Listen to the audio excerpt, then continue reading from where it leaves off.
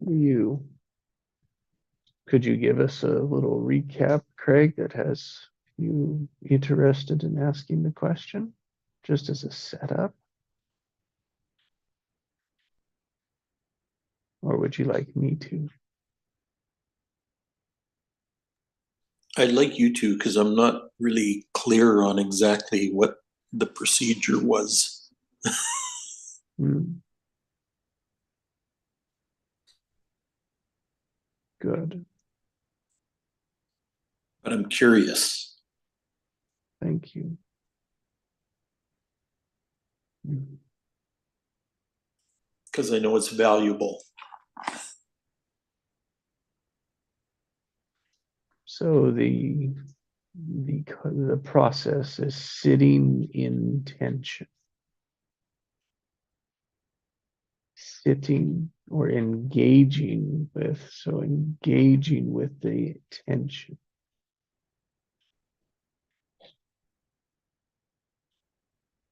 making space for it, right?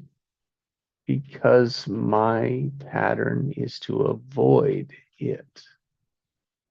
That's the only reason why, like specifically for me, this is important.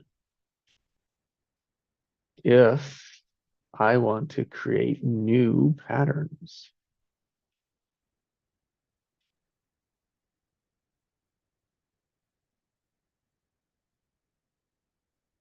which I do, I want a new marriage out of the old one, meaning from the old one with the same person. That requires changing the patterns that are there and keeping some that are.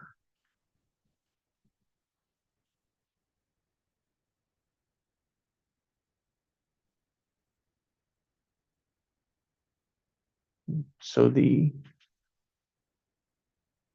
consequences of my actions triggers a pattern, which then triggers a pattern. So it goes back and forth like a ping pong. It's like she's triggered, then I do a pattern, then she's triggered, and then we're in a pattern. Yeah, even though there are our own individual patterns in a couple's marriage, which a marriage is a legal distinction, but it's also just a ongoing set of patterns.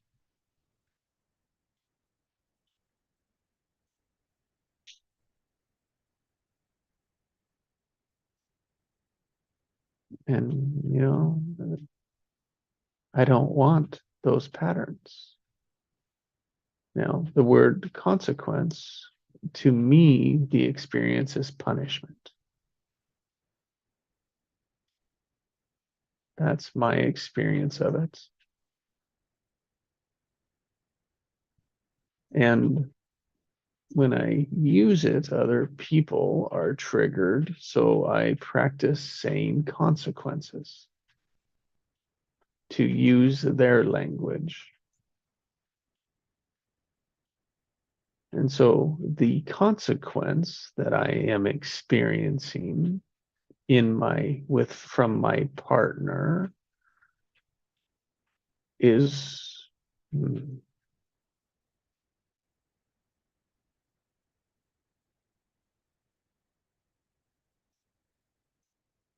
drawing away, like ignoring me, the cold shoulder,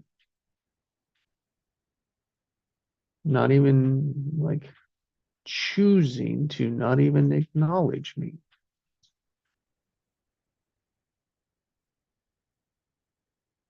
So my pattern is to fine, I'll stay away. Let me hide. Let me avoid. Let me be out of your way.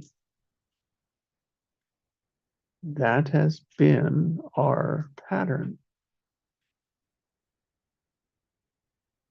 So yesterday was to not do my normal pattern.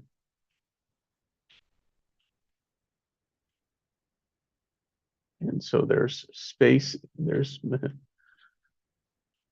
like 4 minutes in the morning where we have this opportunity.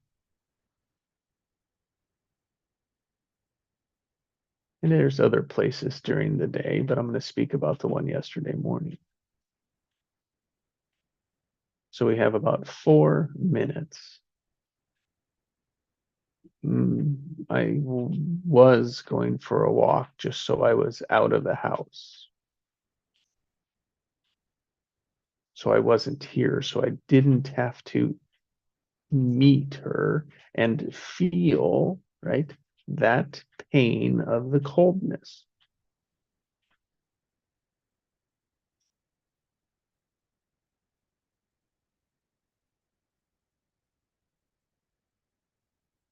So rather than avoiding, I sat where she couldn't, like she could still ignore me, but I was right there. Meaning I was right there sitting in my tension of wanting to be somewhere else, but also wanting to be right there for the marriage, for myself, and for us.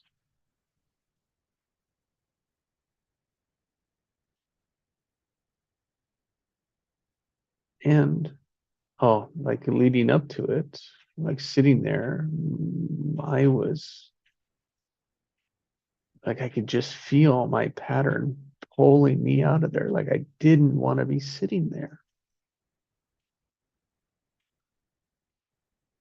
And it was like, why? It's like, well, I'm afraid, I'm scared, I'm of the pain that's coming because I made up the story that, well, it'll be just another cold shoulder. And I was okay with that. It's like, how else am I going to get through this consequences phase? But to face it, take the consequences and move them faster. And maybe like break this pattern or understand something different so that it helps me.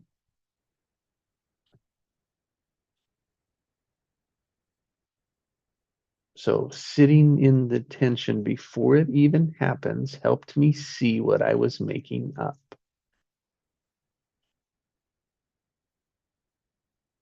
What I have been avoiding.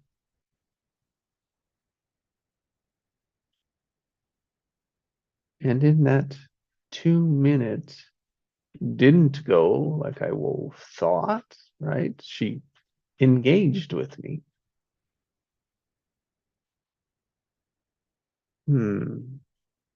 Spitefully.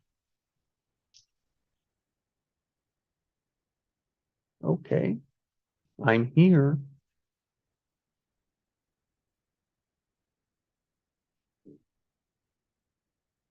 Produced an answer that, well, she didn't think like I would answer that way. She saw it completely different than what the whole intention was. And then gave me information that was very important to me.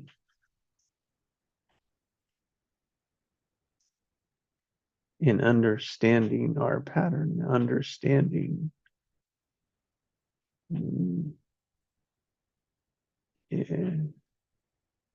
issues in our way of a new marriage we want.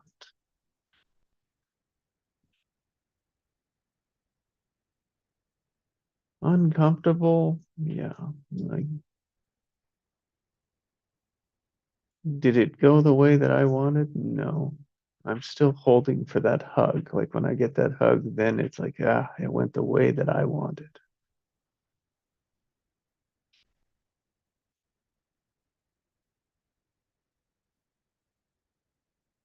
So that was me really letting, like not doing my automatic, and I'm going to do it again this morning. Same thing. I did it throughout the day. just sat there. When I wanted to go hide,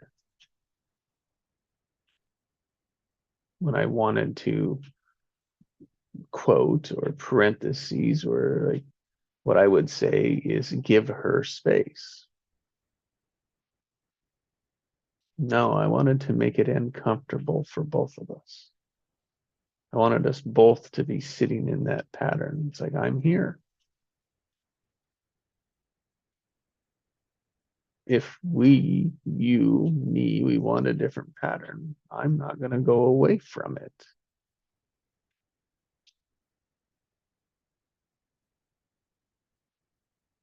Man, it was emotionally taxing for me all day.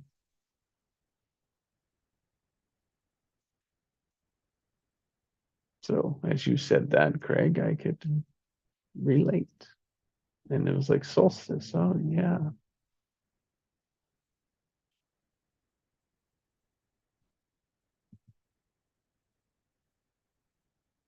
I mean,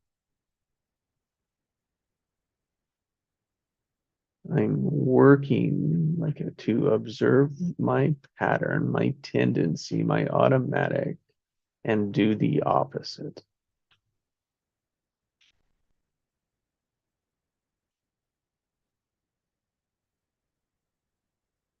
It disrupts the pattern.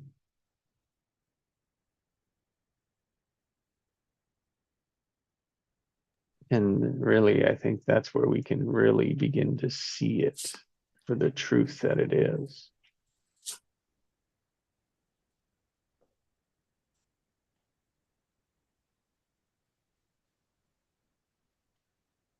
I'll say that again. We disrupt the pattern.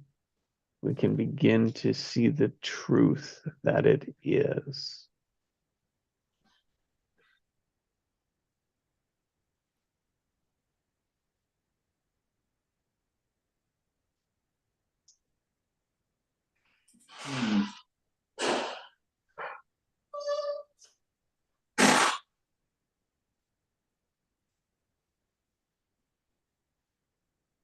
And from that truth, then we can choose, we can do different things, we can open different spaces.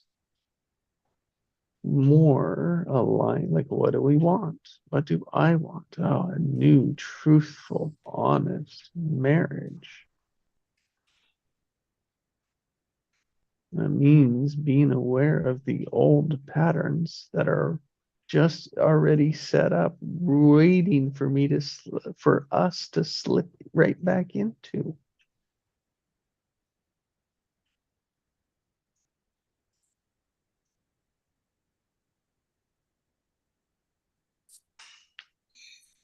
Yeah, you found a lot of power in just saying no.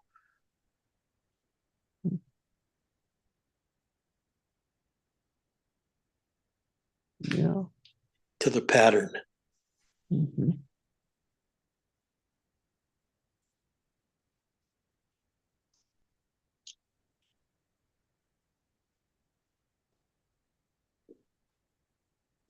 Gutsy move. Mm-hmm. Yeah. Thank you. Honor yourself for that.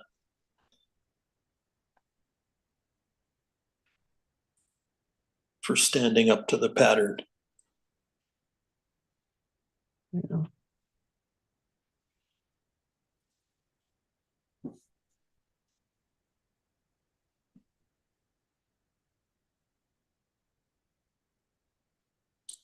And standing up to the punishment that you expected.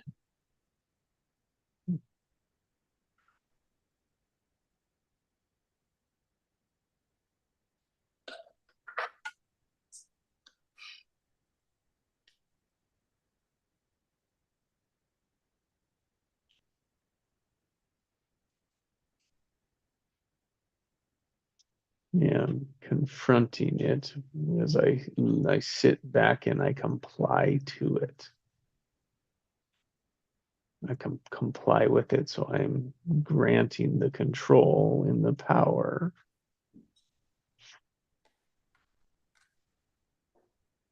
And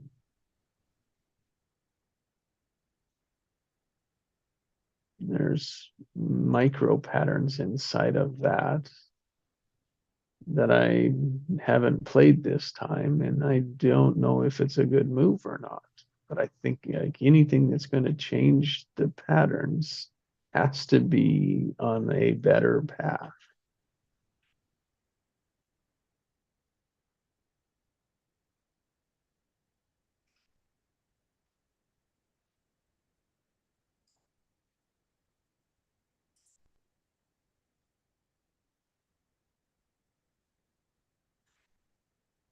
Because then, see, we pull the patterns around that are different.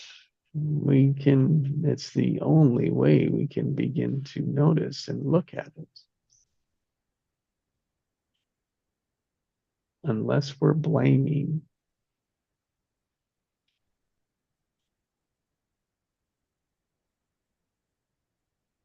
If we're blaming, we'll never see our own pattern. Yeah. If we're judging, we'll never see our own pattern. Nor will we see any different pattern in anyone else.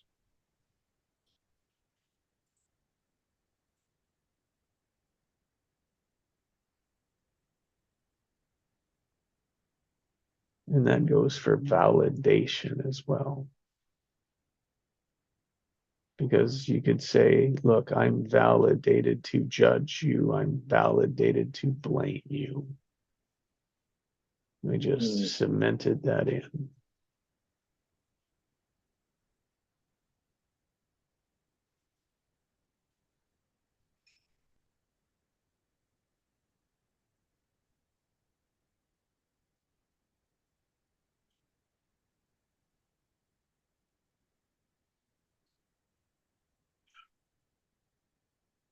So it becomes a pattern. I'm right. I don't need to change. You do.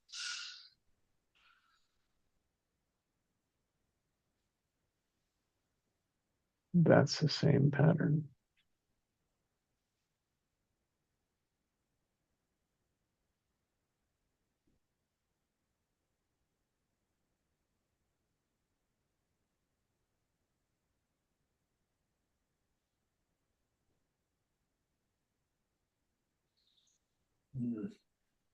So I'm honoring the complexities.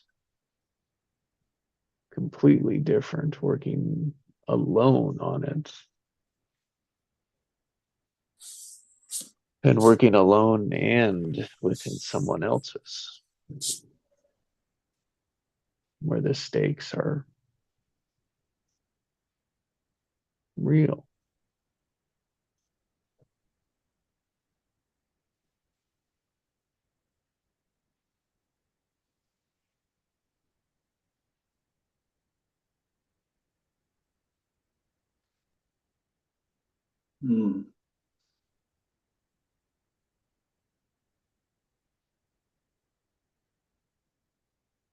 So sitting in it was to say, fine, give me the consequences. I'm here to take them. Let's get it over with. Let's move through it so that I can see what the next pattern is. Yeah.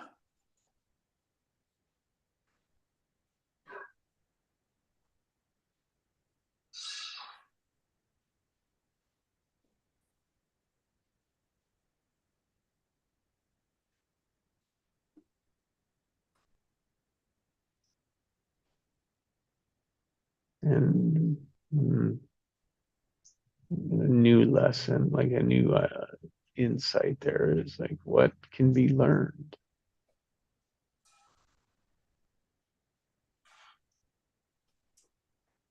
Both like pointed out, observed.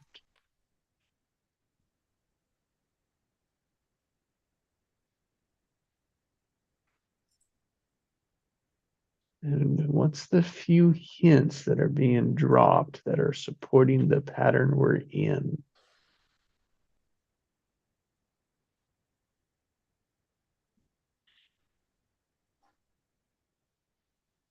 Hmm.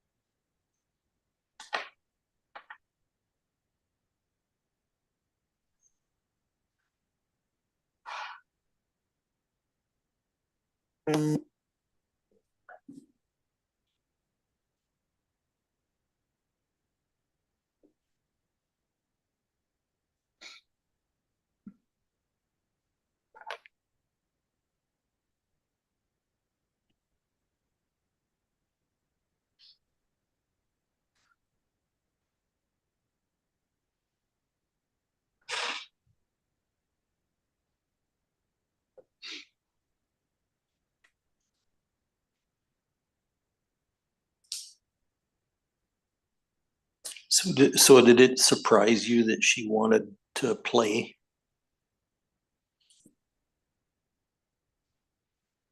Yeah, in the moment, because I didn't think it was going to go the way that it went.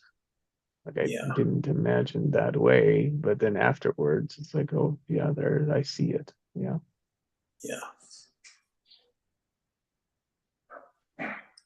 And and it was very good information. Right?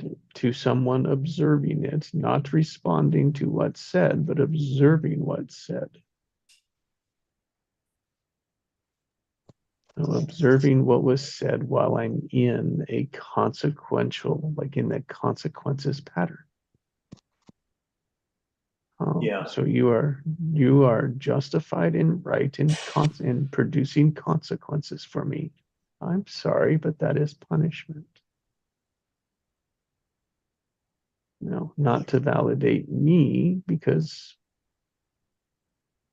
but it opens space to say, you're not listening to what my experience is. Yeah. That's part of the pattern. Wouldn't have seen it. Yeah. So as in you experience it as punishment. You experience the confrontation or the conflict as punishment. Mhm. Yeah, okay. I like No, that you said surprised and you didn't go to the automatic.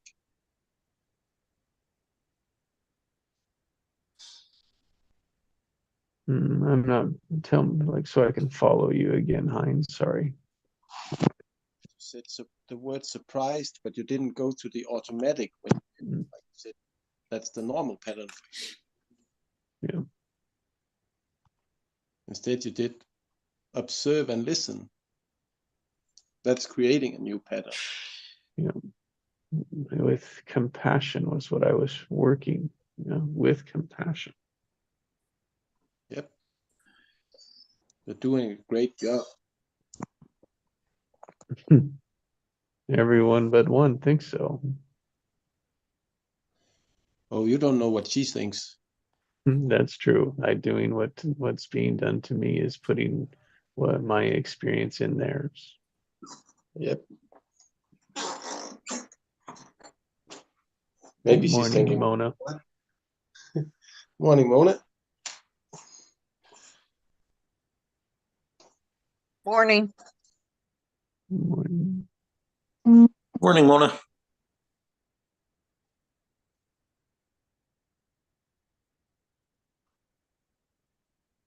Go ahead, Heinz. Maybe she's thinking.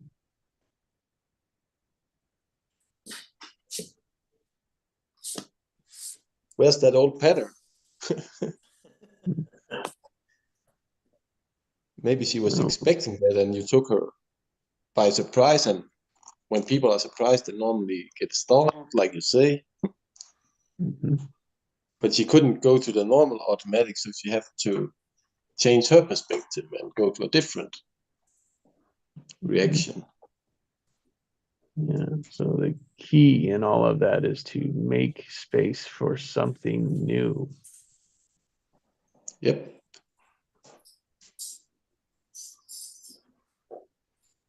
And you're doing it.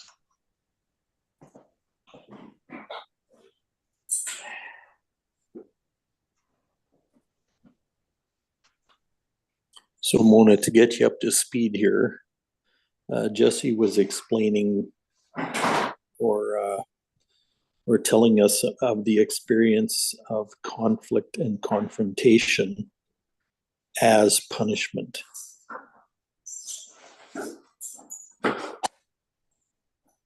Well, Which is probably some relational thing that was established between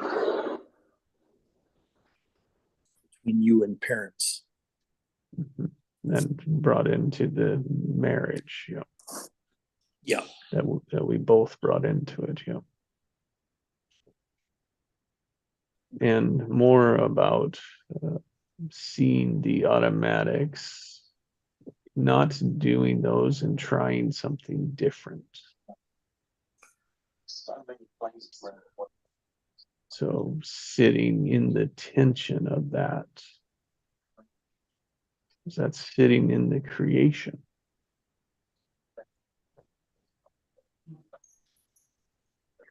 Jesse, I have a question. How much of this is related to family and a suffering contract for either of your parents?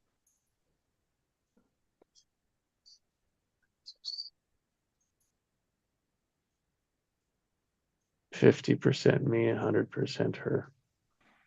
Okay.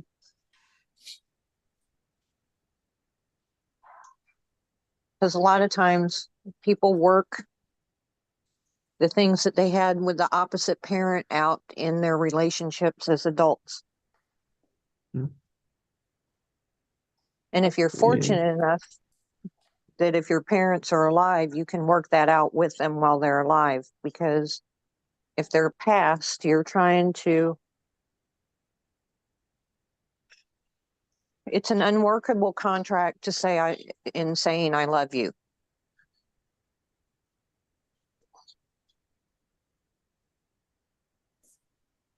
Does any of that resonate with you? It's an unworkable contract to say I love you. Yes. By continuing the contract with those that you're in relation with as an adult. Tell us more Yeah. about this contract for suffering, please. Well, I'll give you an example from me. I'm a lot like my dad. I'm not as much like my dad as I used to be because I've been aware of a lot of the behaviors that I have picked up that he does. And my suffering contract has been acting like my father. And it's an unworkable way of saying to him that I love him because it creates conflict.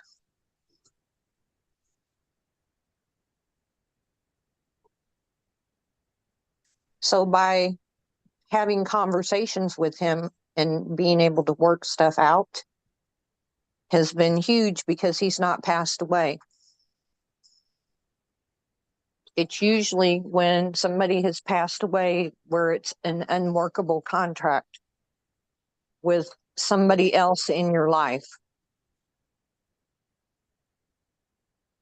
It creates conflict.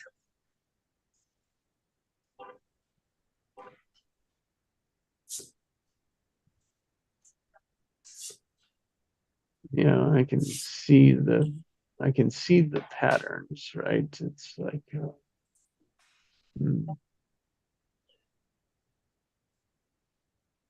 it's like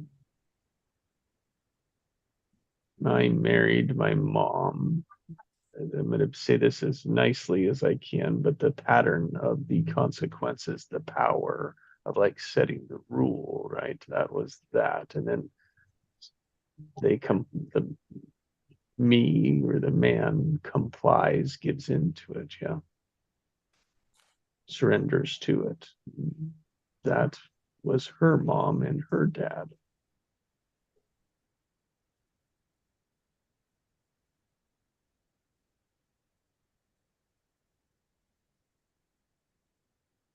So I would say that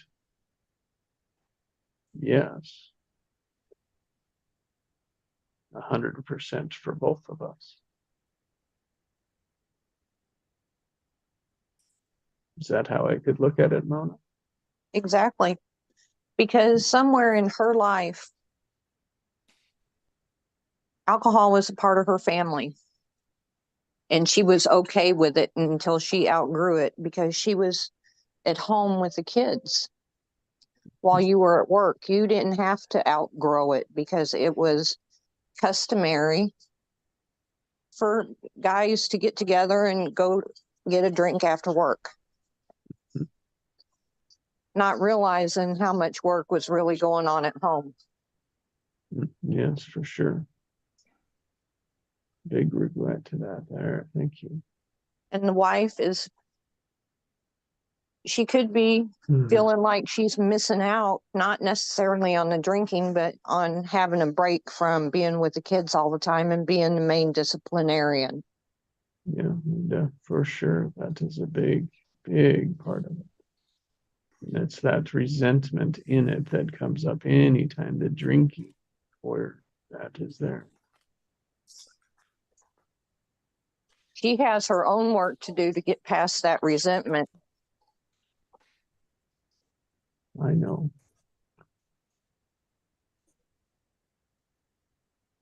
That's the work that I need. Meaning that's what helps this pattern. It's like that's what I need to move it through.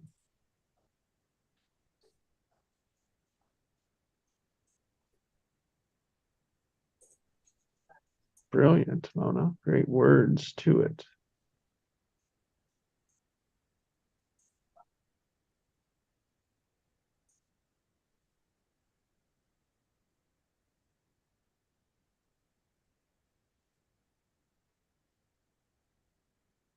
Actually, Jesse, you did the work. I didn't do the work.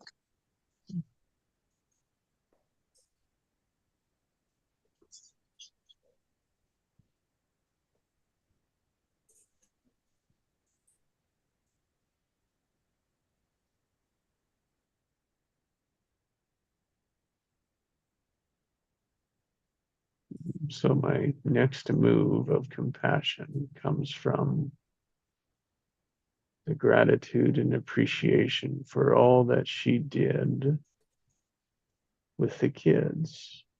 And then me not honoring, cherishing, and recognizing that. But today I can't. I couldn't see it in the moment. I couldn't honor it in the moment.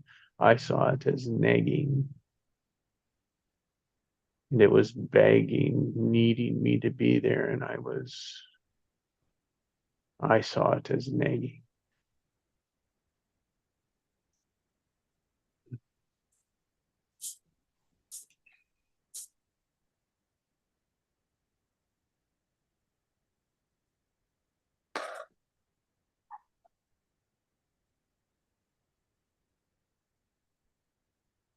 So I have my focus for today of where compassion, where I can be in compassion. So Craig, again, in those 4 minutes that I have, it's like that's where I will bring this part of the compassion into it. Aimed at, I'm like the way that a way she could have experienced me as I see it.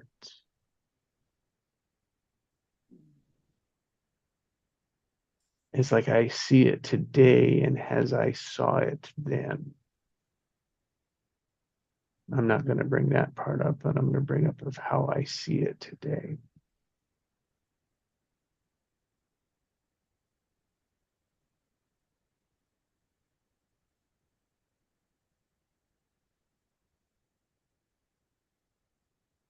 That's compassion in a consequence. It's compassion in punishment.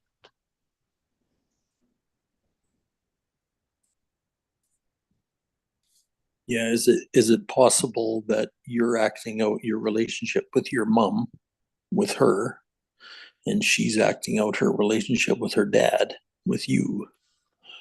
Yes, that is what is happening. Or like as we observe it as children, as that's the way it's supposed to be. I think that's more that way, Craig. Rather than the experience we had with it, it's like though that's what we saw our mom and dad doing. And so that becomes our way, our right way. Yeah, yeah. But it's not a way that's right for anybody, it turns out. Right. We just see because we don't see any other way.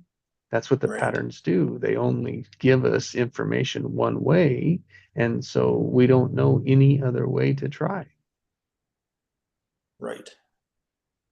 Until you interrupt or disrupt the pattern and take a look at it. Yep. And send it on its way. That's right. And create a new one. Right. It's like, and as easy as that sounds, it's like changing, like so that's where that metaphor of what happens when someone scares you, right? And then change that, like stop doing that. It's like that's how difficult this is. But it's with the practice, the intention. It's this all like the interruption so that the old patterns, we can't fall back into the old patterns. I mean, that's the empower of being aware with it.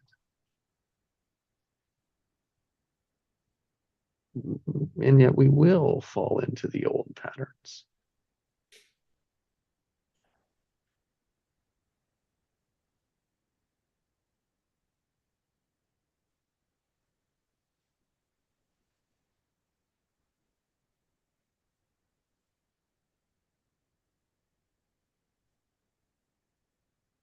Yeah, she just wanted me to come home, give her a break, acknowledge her, be with her, love her. That was all she was asking of me. And I was telling her no. Oh boy.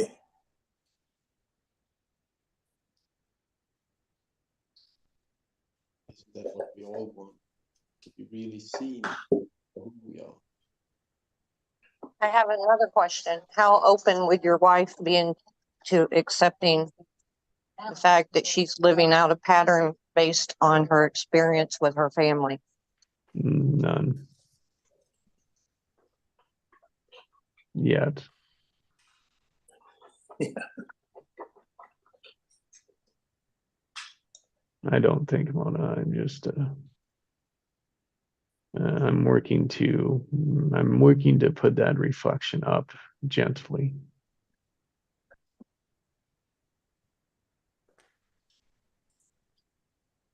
But I'm open for suggestions or thoughts. Well, you said that you guys are possibly looking into seeing somebody together, maybe. Finding somebody that understands family dynamics would be really key in that. Yeah.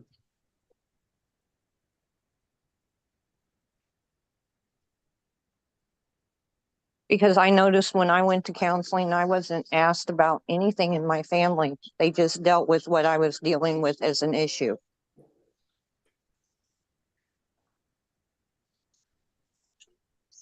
That's why I don't feel like I got anywhere in therapy. And then once I started understanding family dynamics, there were so many things that I was able to see from a different perspective.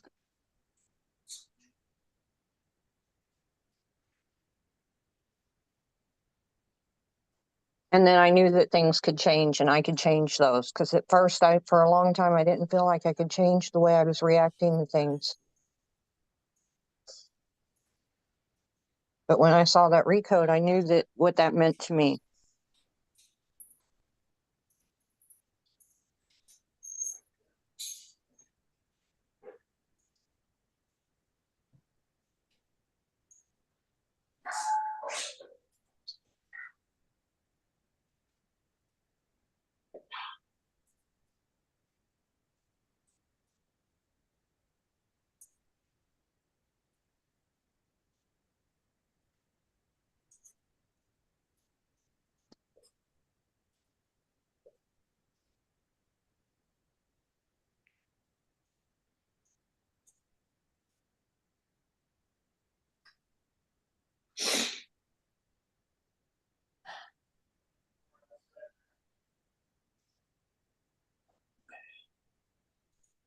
Not only that, you're in a really perfect place.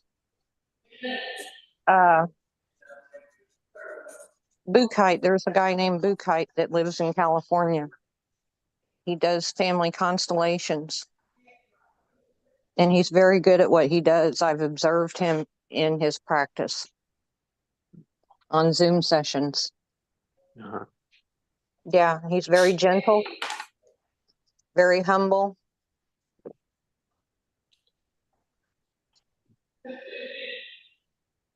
Yeah, thank you, Mona. That'd be, yeah, the guy we're working with did exactly that. They're pointed right at the drinking problem. And it's like, yes, that's a piece of it, but there's so much from the past that's still entangled in it. Like you said, they're just focusing on this problem here. It's like, Yeah. Yeah. They're not looking at the underlying circumstances of Yep. why what happens. Yep. Or why you guys were even attracted to each other. Mm-hmm. A friend of mine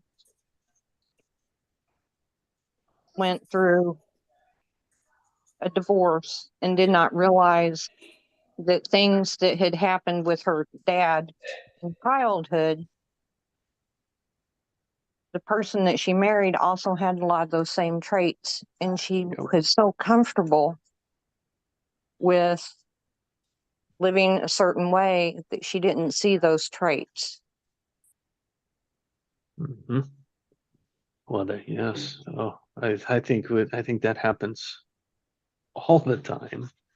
Yeah. And then when you people get to a certain point in their life and those things that you were able to do, you either outgrow or make a decision that they're not you anymore and they don't fit you. Yeah, exactly. It's like, oh, there's something, here's my view. There's something bigger that we haven't tapped into yet.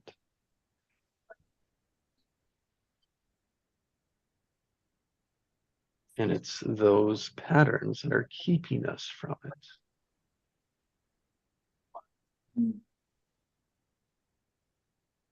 And of course, there's fear in anything that's different. Yeah. So if it's fear of being anything different, we're going to fight to hold on to what was there and not change it. You change, not me.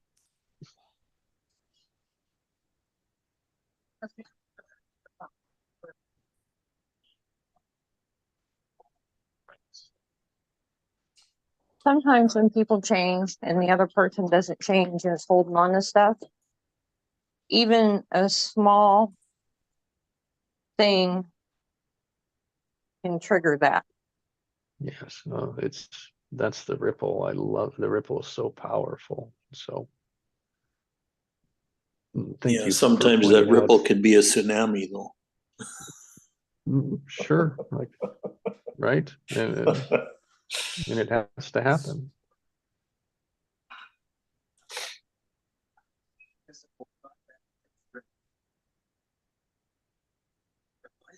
I mean, So that's in a the power way, of the intention. she's participating and not aware of it. Mhm. Yeah.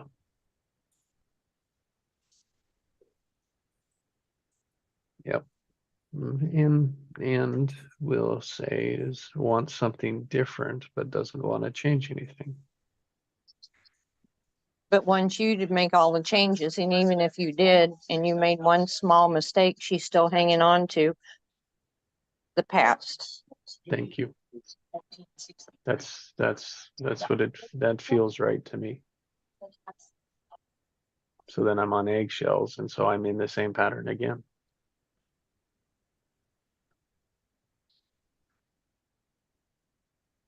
And then I'll drink again and hide it. See how that plays? Yeah. Yep. Then Or do you feel like she that can, somewhere along the line, do you feel like she has her arm held out with her hand up and she's just waiting for that mistake to happen? mhm. And she's not And- being truthful with herself or you, except the fact she says she has trust issues. yeah.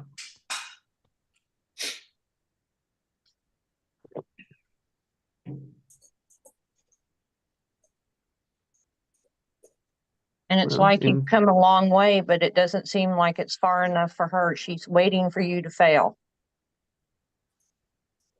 So she can see, I told you so. Yeah, exactly. No, like, and I'm creating it when I say exactly. It's like that's my experience. That's what I'm seeing. Exactly, like that's and of course, so that is what you would see because that's how I speak the situation.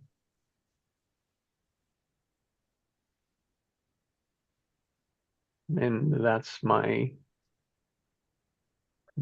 resolve.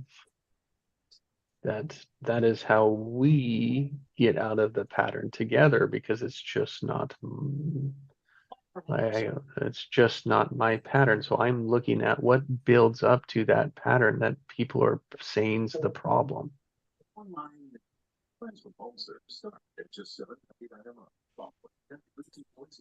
By hanging And on to hurt, she's creating her own problem.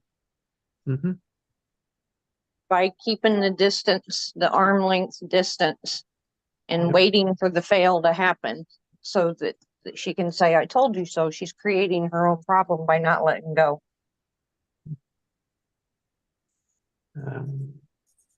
that's how I feel about it. And that's where we can move forward. It's where we can go deeper and I can like that's the part that's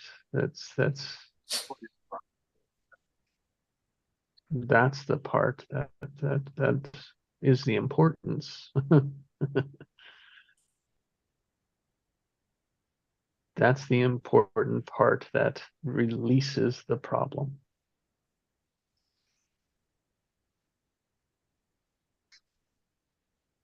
And what I like, all of its information when we're not wrapped up in the personal part of it.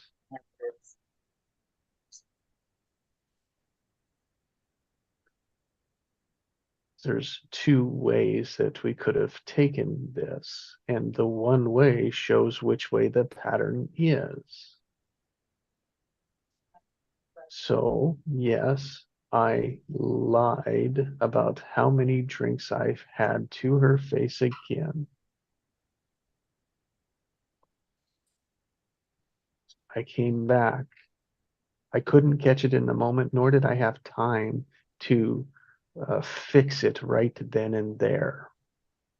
But that's a pattern of mine. Like that's the pattern that I've seen, and it's like, oh, that's the pattern I'm replacing. So I come back the next day and said, look, I said this, and this is the truth. There's two responses that you could do in that moment.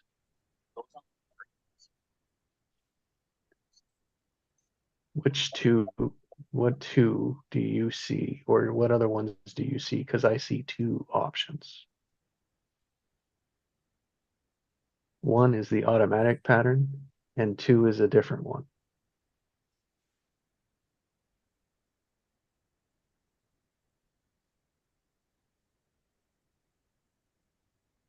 So the situation got colder, meaning the relationship got colder, got harsher, piled on more consequences. Why?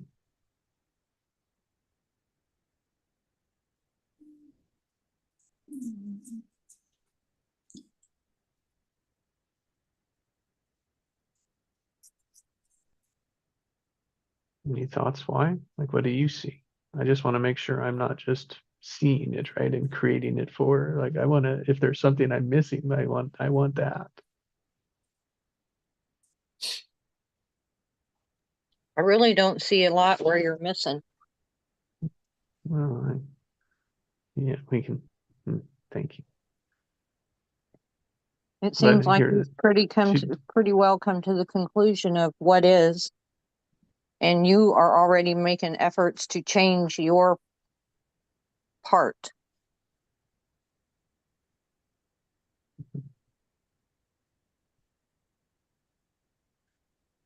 And if the I'm therapist attempting. was a smart person, they would ask her, how did she participate in the problem? And that will piss her off, but Oh boy.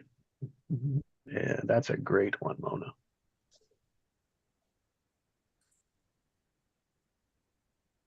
Yep. No, that's a good one, Mona. Thank you. and he would be well to word it that way and instead of ask her, well, what's your fault in it? Because that'll Yeah. really make her mad. Mm-hmm. Because she doesn't see where she has any issues or any problems. Nope. You're, and that's the words that I infer. That's the words I've listened to. And I'm like, look, I could fight that, and old me would fight that. But I sitting with, yes, I understand. You haven't.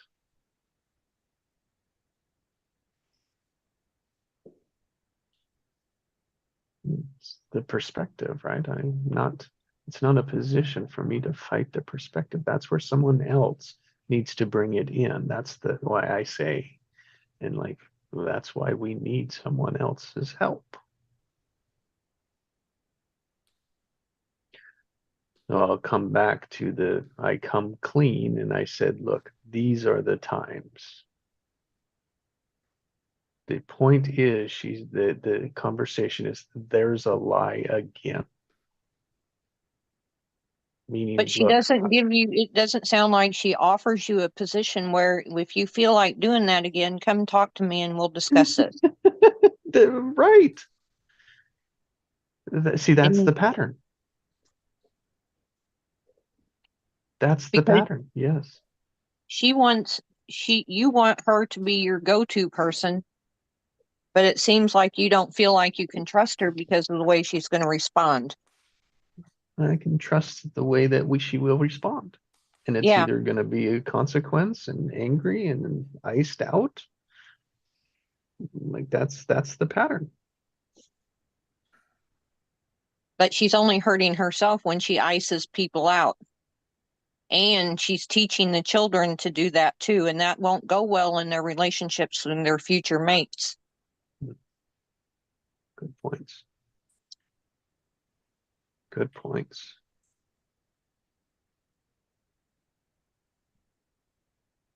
Because, like you said, always going to be looking for the lie.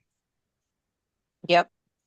And your kids watch you, and I don't care how old you get, your kids pay attention to everything you're doing because they know eventually one day you're not going to be around, and they need to know how to maneuver life, and their parents are their guides. Yeah. And so one side of the story would be we're watching me be a liar.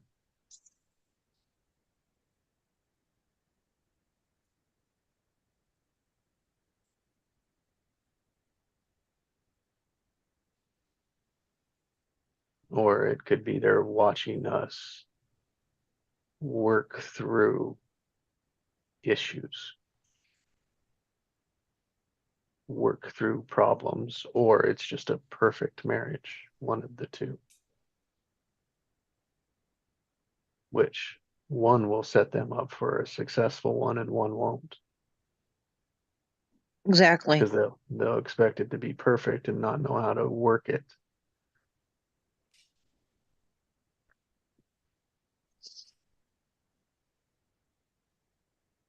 So we'll come back to a response could have been, thank you for telling me the truth. That's all it had to be. See, now we're not looking for the lie. Thank you for coming clean. It must have been difficult. Till she gets ready to let go of that resentment, though, those things are going to be really hard for her to do. Well, just as hard Because- as they are for me, yeah. Yeah, because she's held on to it for a long time, and maybe that was a pattern in her family when her dad, if he drank or whatever, or if whatever her dad did that her mom didn't like, she shut him out that same way. Yep.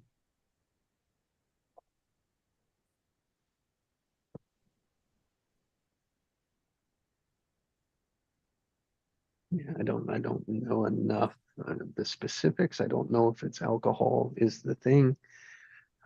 But I do know between us, it's the alcohol and then the lie that I said, oh, I'll have one more, or I just had two, all of those that were all wrapped in me drinking. It created a pattern that was built on our childhood patterns, built our specific one right in the middle of it. Fascinating stuff. And then we take it all personal. And it's not. It's just a learned behavior, and it's not personal.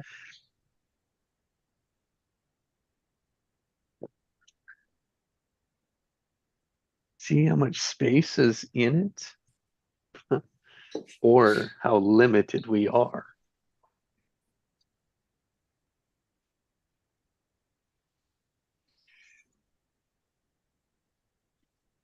I don't know very much about your wife, but I also know that when people feel out of control of a situation,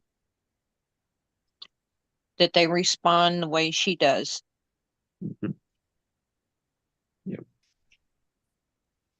That's Allison's pegged it that way too.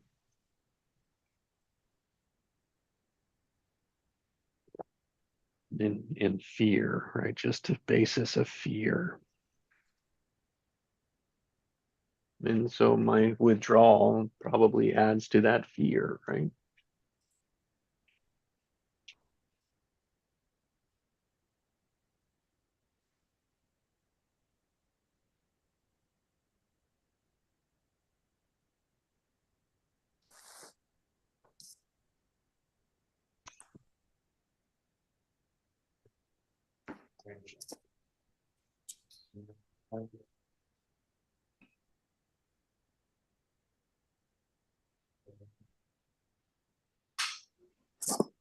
Or anger.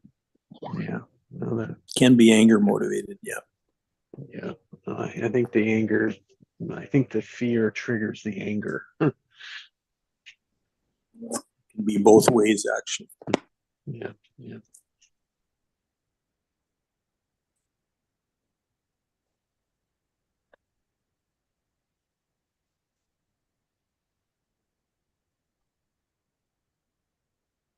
It's all those negative emotions, they sort of affect each other. You get disappointed in one person, but you also get disappointed in yourself.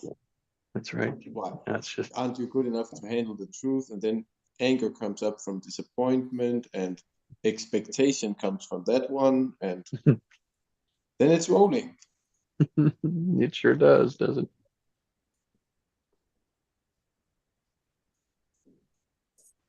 Sort of need Sure to, does. they say, empty the glass and start over with fresh water.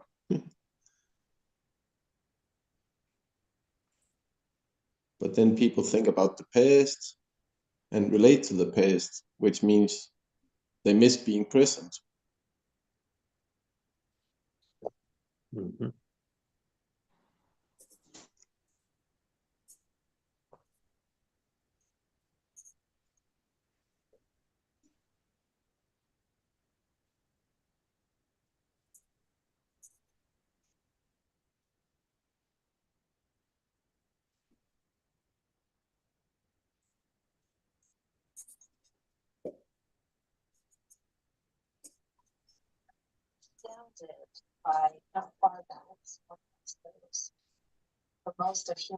So what do you want to create, Jesse?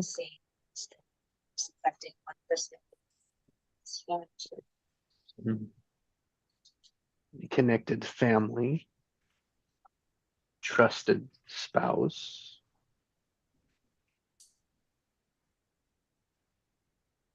Okay. and deep Now, connected relationships the only within part my of this, family. the only part of this creation is only what you can control. Yep. What I can guide, what I can lead, what I can demonstrate. Yep. Because some people are not always going to participate in the creation you want to put together. That's right. And there's going to be some resistance. Mhm. Without a doubt. I choose her as long as she chooses me. I'll fight for that, and I'll do all that I can. But also know that it might not be good enough.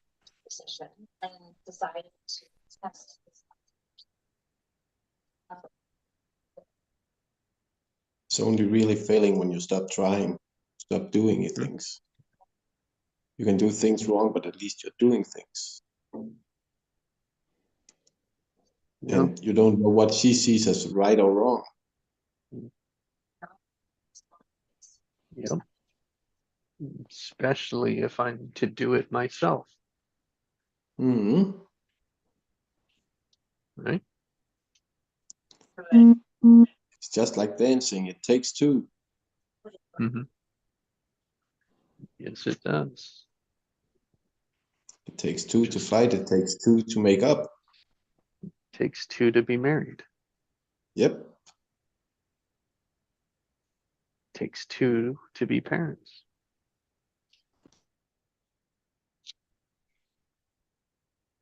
Takes more than two to be a family.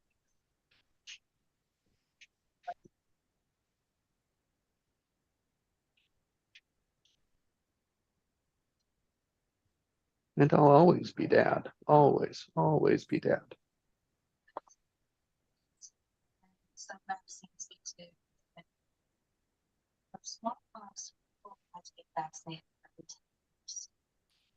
The other things are just bonuses.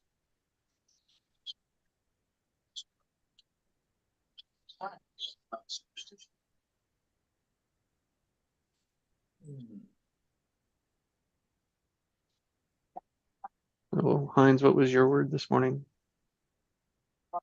Embrace.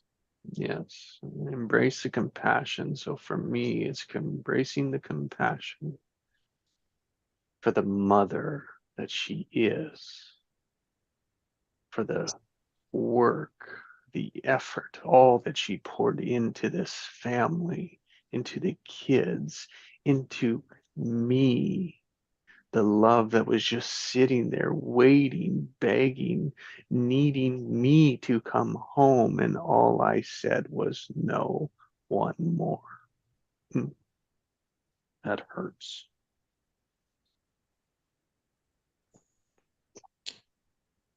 Maybe you should shift your focus and do something for your children. So she sees your, instead of words, you're showing with actions.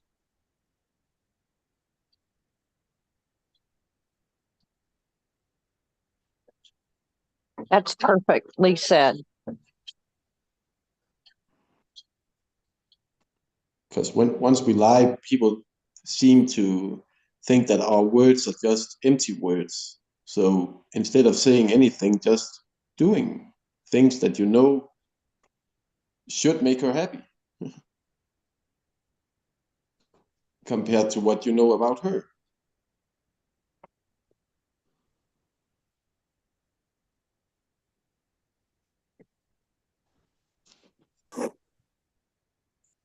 Yeah, and be careful not to carry an expectation of outcome.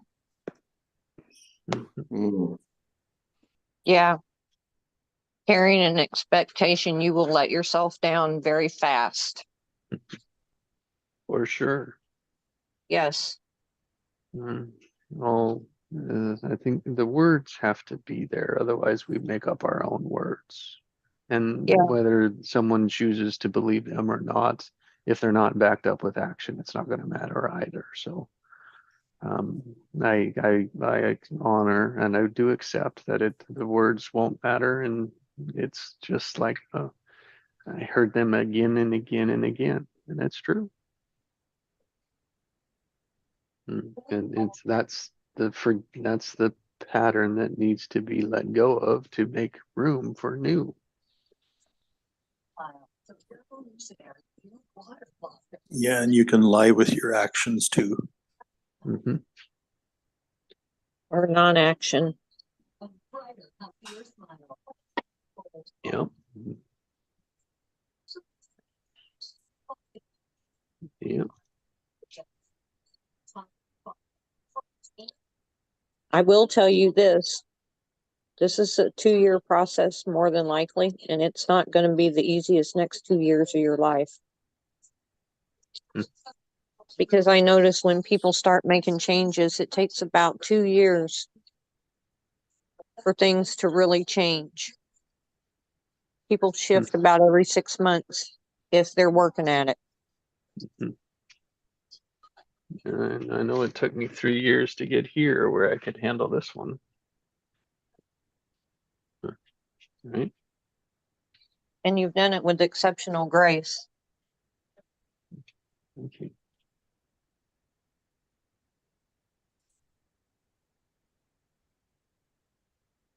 And with someone that says nothing's changed.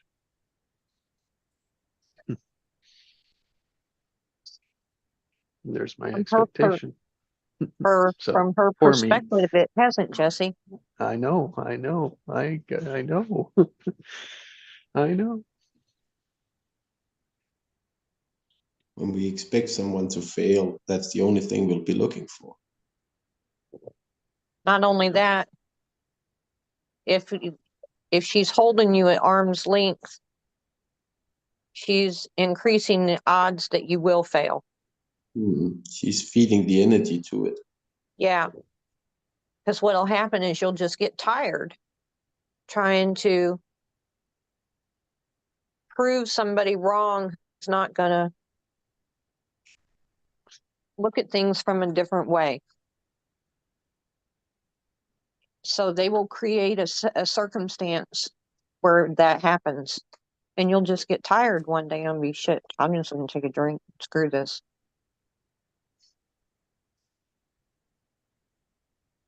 and then you'll instantly regret it.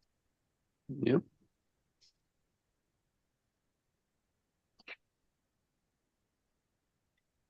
Yep. And if things Yeah. change, they're not going to be really happy with the changes. And sometimes they can change permanently. But they had opportunities to make different decisions that were good opportunities. Instead, they're in a place where they don't really like where they're at. Yep. And they had choices that they could have made at a different time. And they had offers that were good offers, and they turned them down. And then somebody made a different decision, and now they're not happy.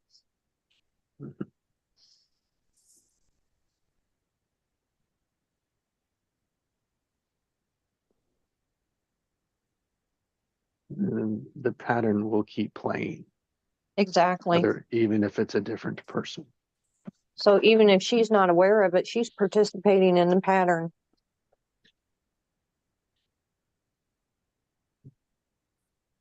I know this.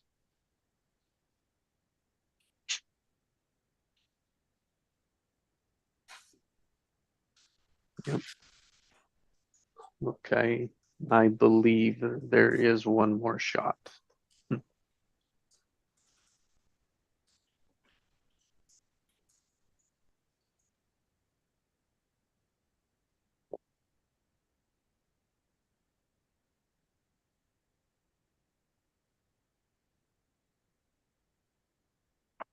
And it didn't even matter.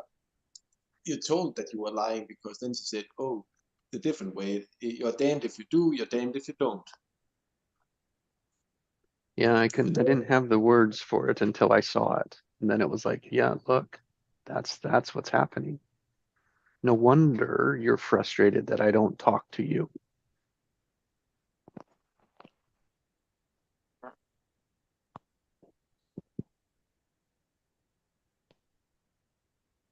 So that's a place that I can practice is practice talking.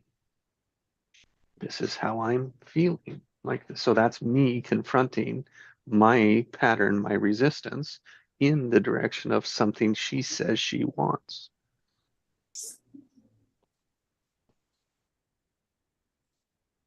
That's me facing the consequences. Yeah. That's why I sat in it yesterday, sat in the tension. It's like, all right, I got to get used to sitting in this tension. I've done enough work. I can control my side of it. Yeah. Like much better than I used to be able to.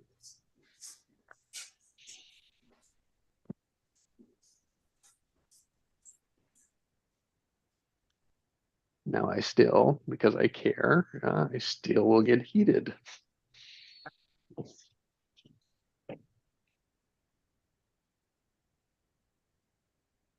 Learning to separate yourself is a hard thing to do and be an observer at times.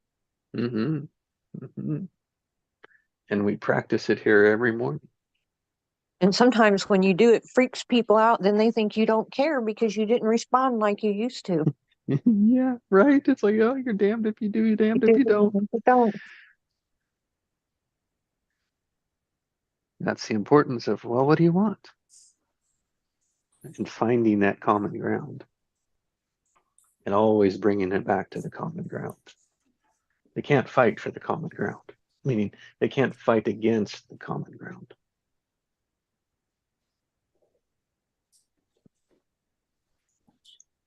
That's the only thing you have to work with That's is the it. common Yep. ground. That's If right. you don't, then nothing's going to happen. That's right. Yep.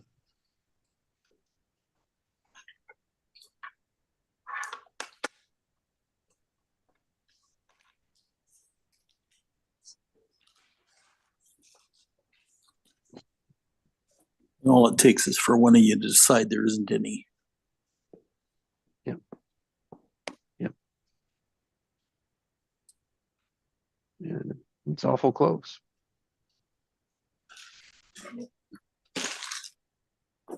So that's an underlying risk, whether you Mhm. acknowledge it or not. Yeah. Yeah. Mhm. You know, that's a possible consequence, I guess you could say, But it is. using Like, your language. That is. Yep. I'll allow that one, right? Meaning, do it or uh, do it or don't ice me out. It's like one of the two. You can't like because it's both of them, right? I mean, it's in a way, it's like, well, which one is it? Because those two mean the same thing to me.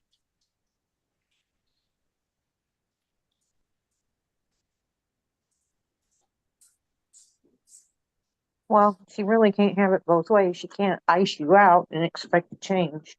But, yeah. Right? Yeah, Or expect me to. either she's in the game or she's not in the game. And I know that sounds very black and white, but Some spouses do that though. I know. Yeah, it happened to me. We all need a response from someone. To know if we're doing right or we're doing wrong. Yeah, she decided that nothing could be her fault. And she's very angry underneath because it's like, Oh yeah. yeah, she's got a lot of anger there, Jess. She really needs to see her own person, not just y'all together.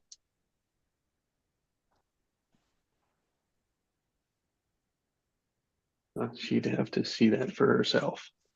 Yeah. Yep. The therapist might recommend it to her. Are you going to see the therapist individually too? That could be Oh, a yeah. big thing. Yep. Yeah, I am. And yep. And I'm gonna give him my take on what he did.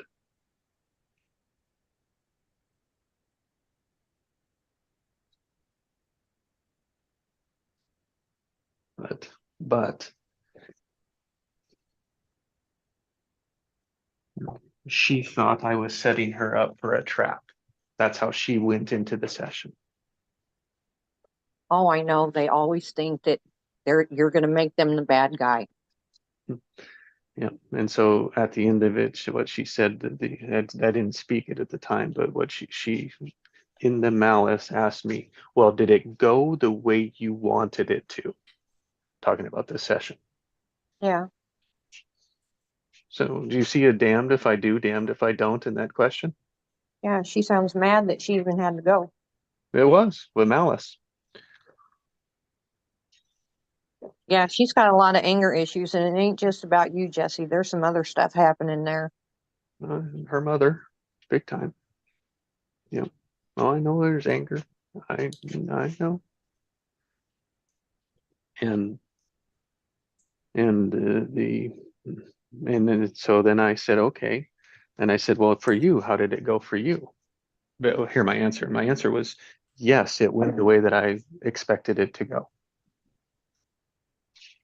Thank God that was the right answer. I was going to say no because I wanted a hug at the end, right? But I knew that was a long shot. So, but that would have been my no answer, right? That would have been my no answer. And so then thank God I didn't go there with it. But then I asked her, I said, well, how did it go for you? What did you think? She came back and she said, oh, he validated that I'm doing the right thing. And I didn't need his validation. Okay. Wow. So I she said, felt Yeah. like he validated that she was doing the right thing by giving you the cold shoulder. we weren't really talking about the cold shoulder. But all of it, yeah, the consequences, yes, the validated that, yeah, and she's right? If drinking's the problem, she's right. Yeah. If that's the issue, of course. My point I is, don't well, think drinking is the issue. I think I know if we No. fix the drinking, that's not going to change the marriage. Right. drinking is Exactly. just the symptoms of underlying stuff. That's right. It's like that's what I'm looking at, and I got that you two can't see it. So one of us is missing something. Good morning, Allison. Oh, here she's coming back in. There she is. Good morning, Allison. Good morning, Allison. Morning, Yeah, good morning. Allison. Good morning, Allison. And I'm gonna pop off, people. So love and Hi, hugs, Greg. everybody. Today's Thanks. been very helpful. Thank you. Yeah, Yep. I might have to make sure I get my few minutes here before she rolls out. Okay, Oh, I happy got- solstice for another day. I got 5 more minutes. Thanks, Craig.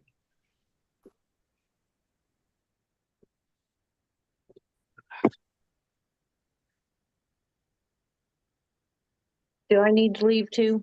So you and No. Allison can hang? No, not at all. Hey, I just- Mona. Hey, Allison, how are you? Late. Hi, Jesse. Morning, Allison. Morning, Allison. Hi, Hans. Did you You have a sound good so joyful today.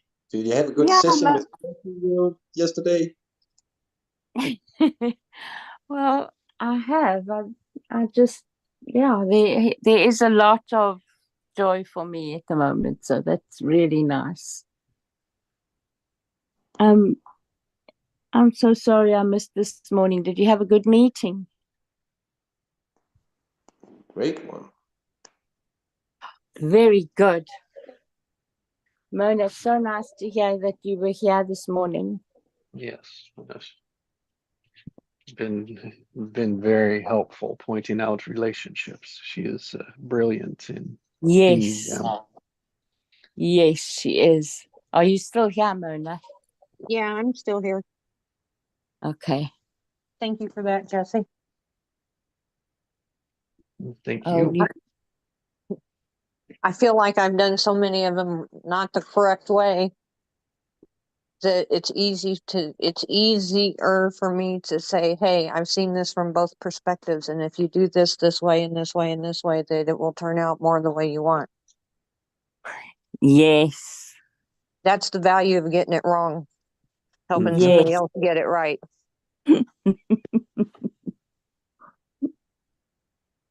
The value Yep. of not how to do it. Yes.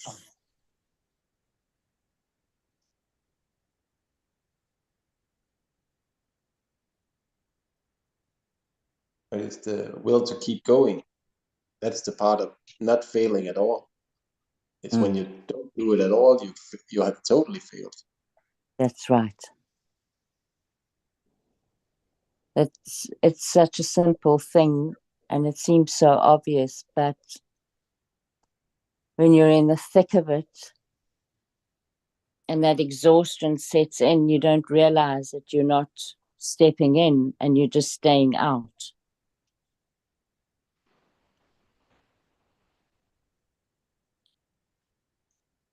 You keep on avoiding. It's the same as running a marathon. Even if you're walking and it will take you 11 hours to finish it, as long as you keep on walking, you'll keep on participating. Yeah. As soon as you say, I'm out, well, you sure ain't gonna finish it.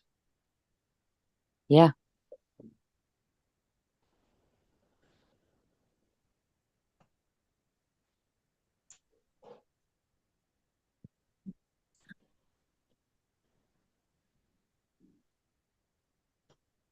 Well, I'm gonna go make my intersection.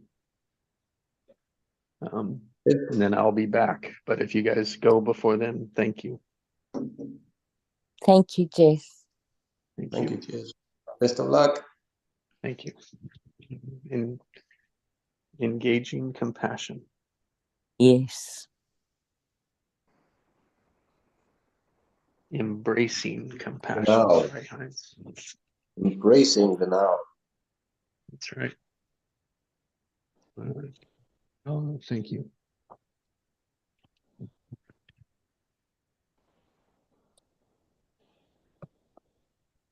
You have a good team that will help you get through this, Jesse.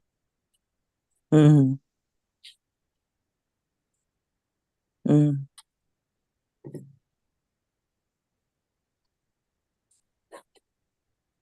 So how did it go with the evolved soul yesterday?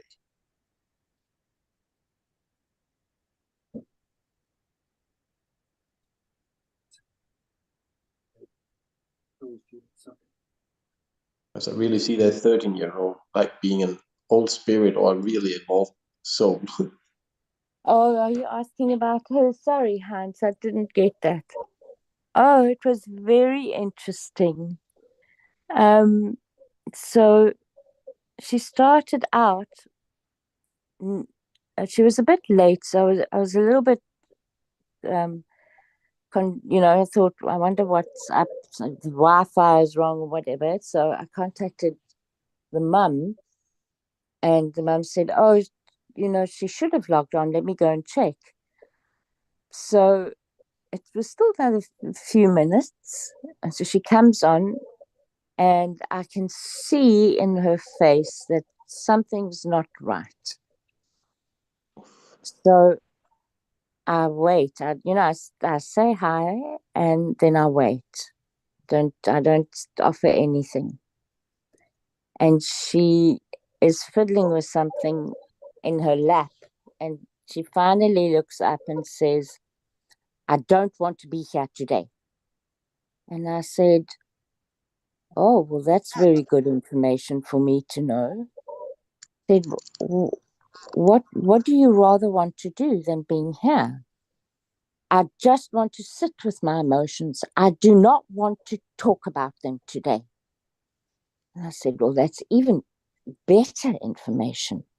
That's very important, and that's very important for me to know." So then I said to her, would you like us to do a bit of a meditation where we don't talk about the emotions, but we help your body work with the emotions?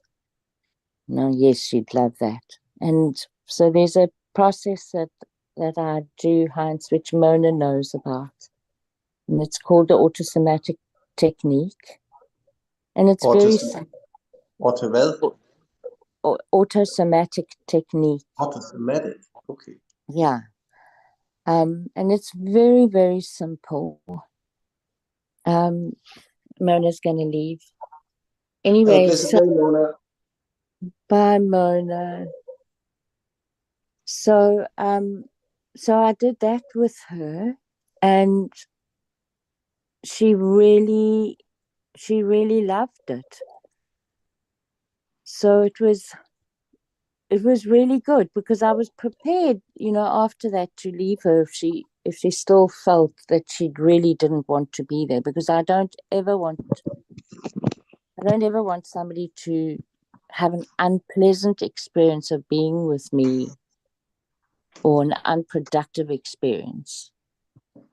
And for me, the fact that she was willing to allow that meditation was huge, and that would have been more than enough of an experience that was beneficial for her. But we slowly started talking about this and that, and before she knew it, it was the end of the session.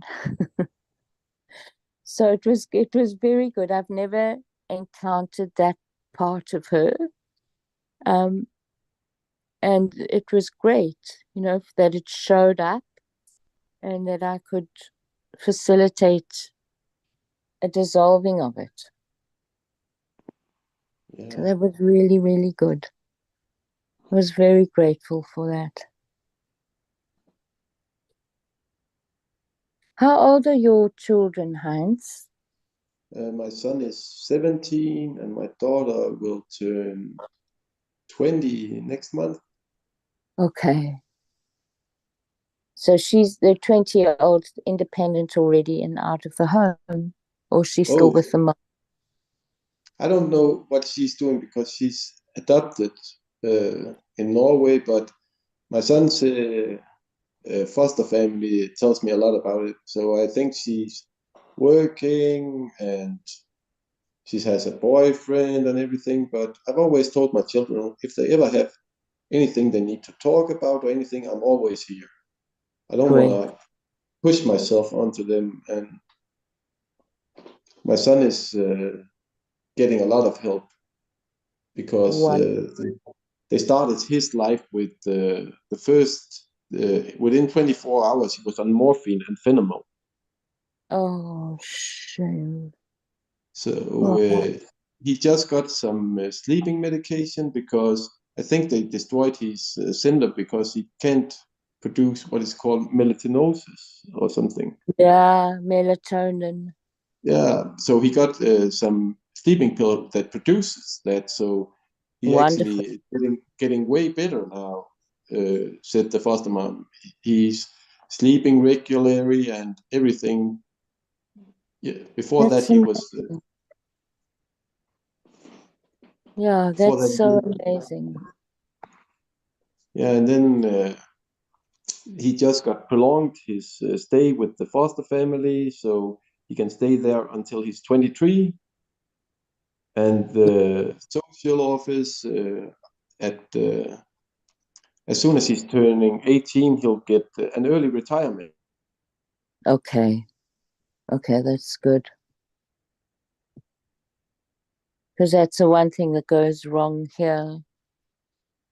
If You know, after they're if 18. if he's having that much trouble learning Yeah, Danish math and stuff, then I want him to be protected because I don't want him to have to go to the job center because that's really stressful in Denmark. It's a lot of stress. You need to go there and be what participate and everything, and they really know how to stress you out because as soon as you're getting somewhere, they'll change social worker with you. oh God, So, yeah. so since he's a sensible boy, they made the decision to make him early retired from start, so he doesn't have to go to that place. So I was actually that's the thing I talked about that made my ego go, but Yeah. they wanted exactly the same as I wanted for him and the foster family wanted for him. So we're Oh, protecting him. that's So wonderful. yep, it's a good thing. And then it was something about if he couldn't stay at the foster family, they would have thrown him into a group home. And I said, no way. If he couldn't stay there, I would take him home. He's 18 and Yeah, he can choose himself. I wouldn't allow him to be a place with so much noise and everything around him. yeah. Then I would be the dad. And then I told her about I quit my cannabis, I quit my medication and everything. Yeah. Wow, she was really proud of me, but it's nothing about I don't want anybody else to be proud of it. It's self it's for me I'm doing it. It's not for the world. Yeah, yeah. I liked it That's because amazing.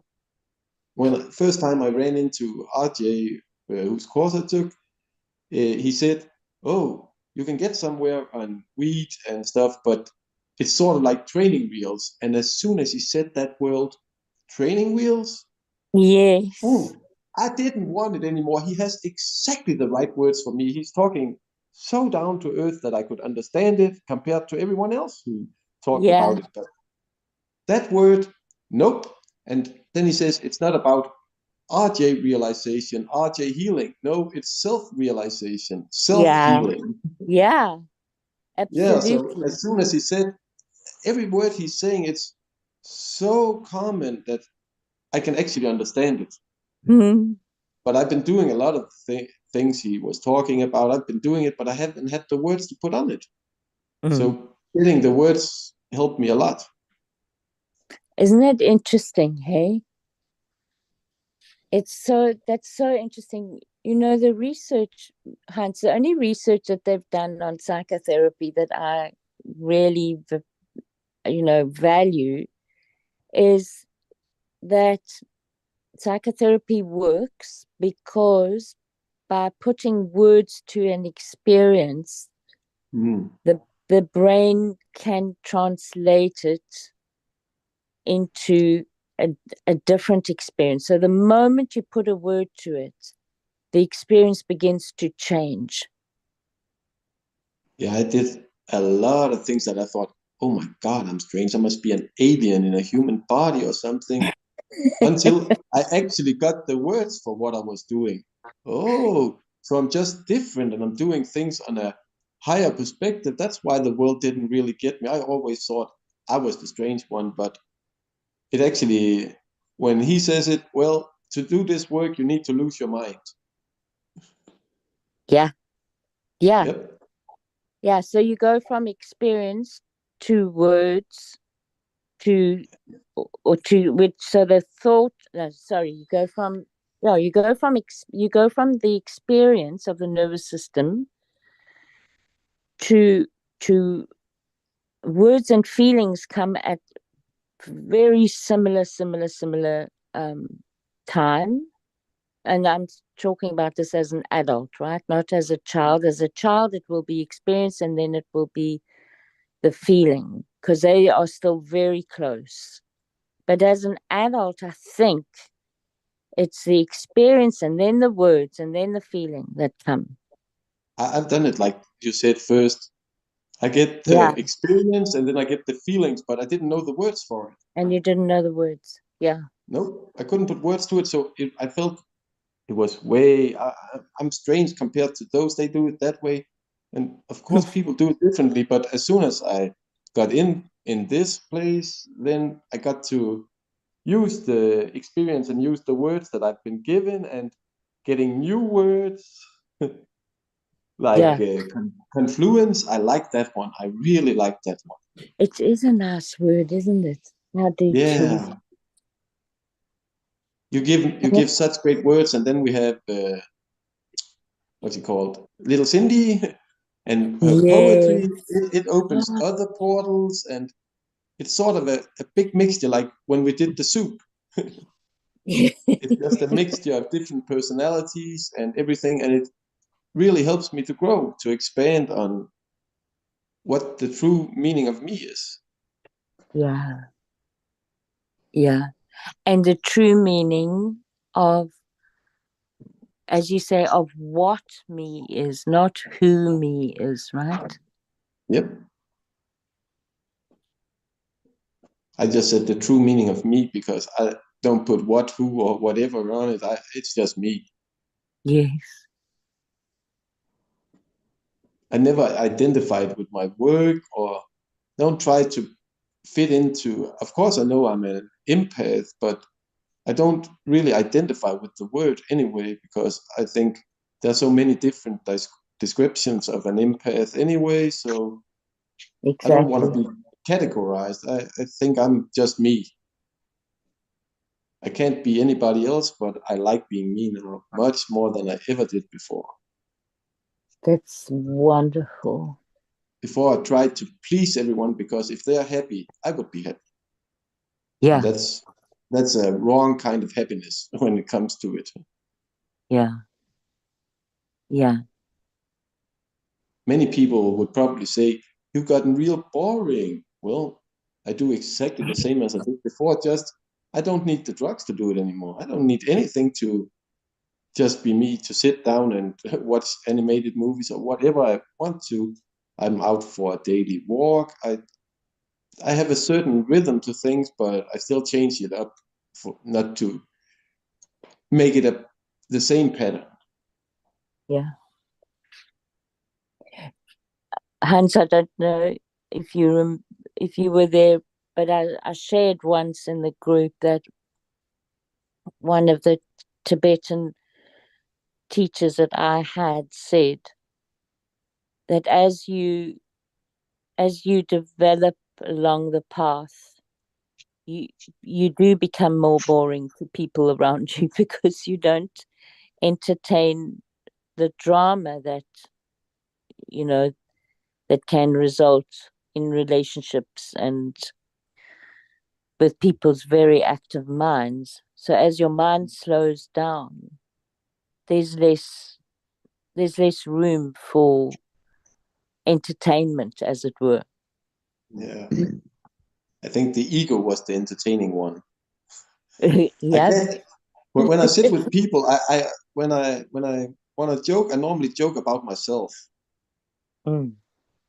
I don't Mm. because that makes sure my ego don't develop. Mm. Look at that one or something. Mm.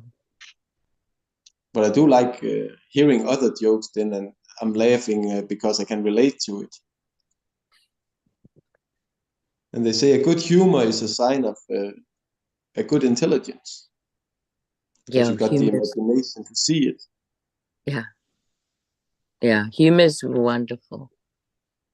Because it lets you see the other side so easily, right? Yep. Like when we talked about the ego, the way you were laughing. Oh, it brought a laughter in my heart hearing you laugh. It's contagious. Good mood is contagious, just as Yeah. bad mood is. That's why I really Yeah. like being here, because we're working on infecting each other with greatness. Yeah. Yeah. Well, you've made a big difference to the group. It's Oh, been thank you. wonderful. So I was so grateful to Pascal for inviting you and Chi. Oh, he invited me and I invited Chi. Oh, so it went like that. Yep. Me and Chi talk between, so sometimes it's only 15 minutes, but normally it's an hour daily and up to 4 hours sometimes. We talk daily about world situation, everything. We sort of prepared ourselves to getting into this group.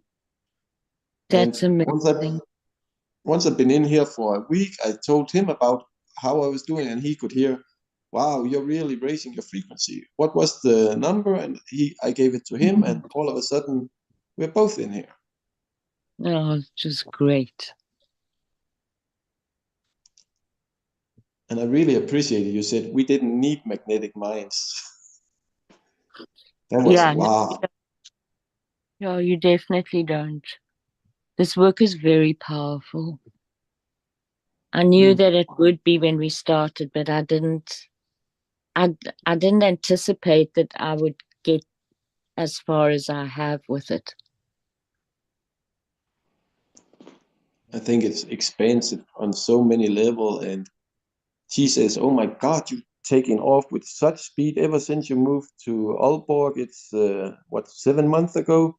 He said, you've just been flowering in a way I didn't do in my old city. And it's probably because I felt a lot more like my apartment was much more like a mausoleum, because I buried almost everyone when I was there. Oh, gosh, that's hard. Yeah, and then you sort of lose interest in everything, because I was a people pleaser, or I like being around people. And when everybody dies, I don't find many new friends, because I was, I wouldn't say a victim, but I was a bully, but it's called a bully victim. When I was in school, and my dad was sort of a little harsh on me. He was born in Germany during World War II, so his concept of taking care of the family was money, not emotion. So I learned everything on my own. My mom and dad was working, so when I looked at love, I found a couple, and then I hooked onto them, and I studied their love for each other. And then I said, I like that part, I didn't like that one. So out with that, and I made my own kind of love. That's why I don't really relate so much to my parents. I don't think I see some of my dad in me, but not that much as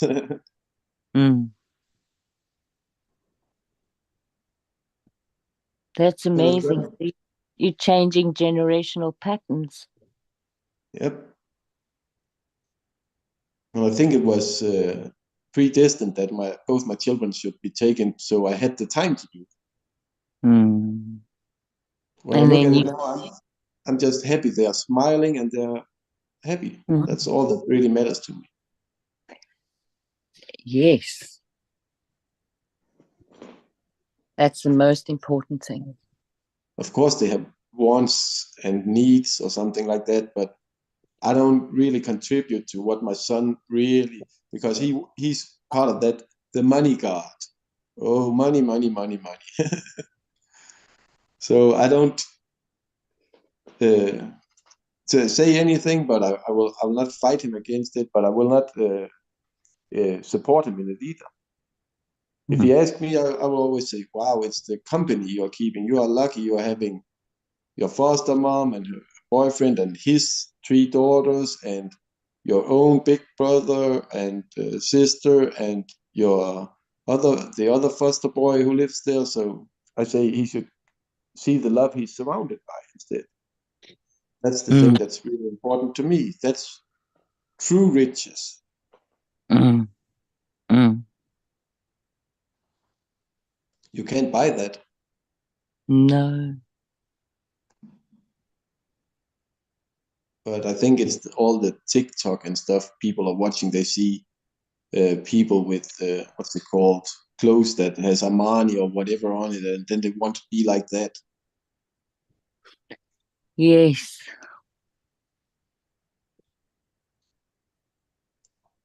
But I always say he should thank himself, thank the things he have, not the things he doesn't have. Be That's thankful right. for. Yeah. Yeah. I think There's everyone that. should do that. Oh yes. There's that one saying in one of my yoga books: want what you do have, don't want what you don't have. Like RJ said, if you don't have it, you don't need it. Yeah. At that moment, you really don't. No. If you needed it, you would be fighting to get it. Yeah.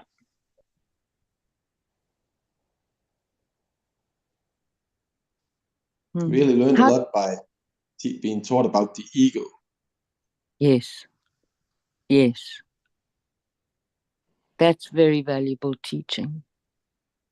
Yeah, especially when I don't think a lot, but when I do, it's totally ego based, and past and future will just collide, and it will actually hurt me in a way Mm. because I let it.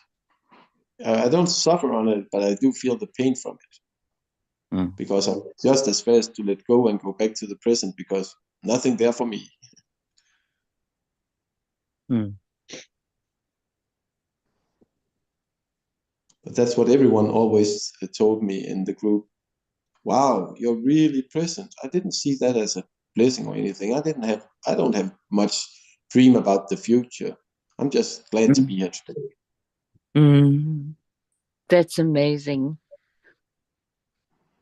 That's what everyone says, but I don't see it as amazing. I thought that was the normal. Normal. But then I see, Yeah. oh, I want to be president. Well, you're a kid. Isn't that a bit far to dream about being president? I want to go play football. That's something we can do right now. But I always thought I was just a playful one, but people said, wow, you really have the kid mind. And I thought, wow, is that bad? Nope, it's actually a good thing. It's a very good thing. And now I'm learning to engage with it. Mm. I always tried to run from it. But as soon as I got to know that, hey, that's a superpower in a way, wow, then I'm going to start learning about it. It most certainly is a superpower. I think that's why I so enjoy being with my 13-year-old client. Yep. I could imagine what it would be like, and especially the last one you said, nope, I don't want to talk about it today. I remember that one. I don't want to talk today. Nope, I want to be a kid. I Yeah. want to sit here and smolder. Mm.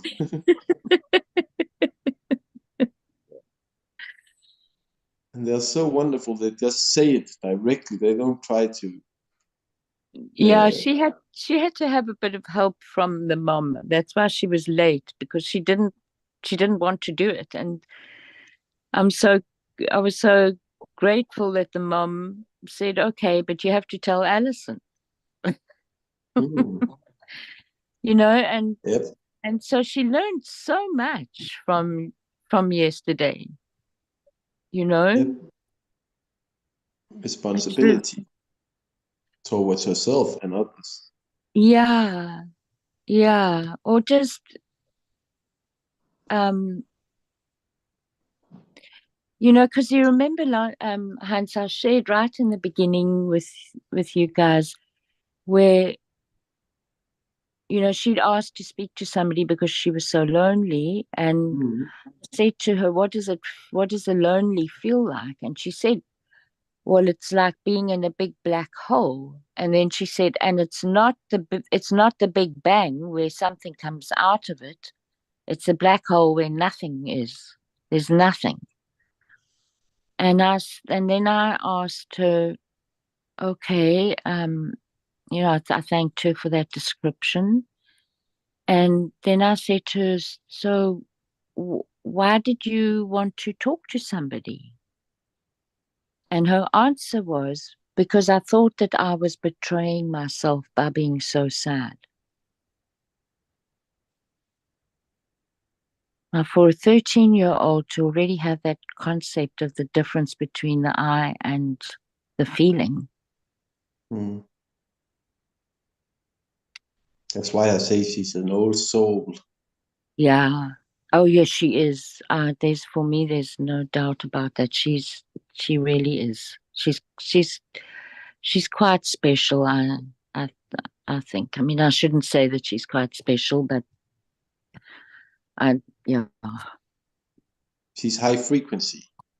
she's high frequency. Thank you, Hans. That's better. Thank you. Yep. And we can't everyone tune into the same frequency because there's a lot of frequency. People can be way higher frequency than you, but they can't even what's it called? Understand what you're saying Yeah. because you're on a different frequency that they really don't understand. Yeah. That's why I like being in here. We get so many different frequencies, even if they're all on the same height, they're different point of view, new perspective, Yeah. new self-knowledge. Yeah.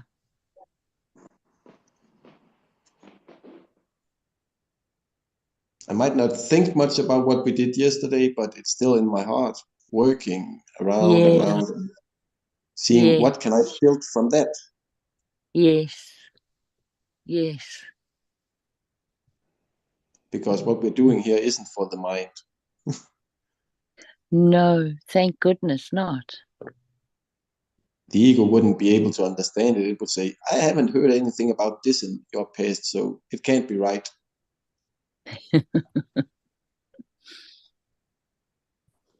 And as Allison shared yesterday, it's a space to practice our reactions. We listen to and practice listening and practice speaking and practice responding, choosing, rather than just following the patterns. So we practice pausing. It's like, oh, wow, that frequency, those words from that person triggered me. What is that? Why? And then we get to observe it. See, there's no other space in our lives that we do that. The close we get is a meditation, but there's no trigger. Yeah. That's why. Sorry, This is way better. This is way better than meditation because in meditation my ego kicks in. Right. And your ego kicks in here. Nope, it hasn't got the time. This is way too fast for it. High frequency vibrates way faster than the ego. Good. Well, you're ahead of me. Sorry. The ego is sort of like the bass, doom, slow vibrating, big vibrations. High frequency is too fast for it. It'll only see that peak, that peak. Hey, what did I miss back there? And then it's gone. It's true.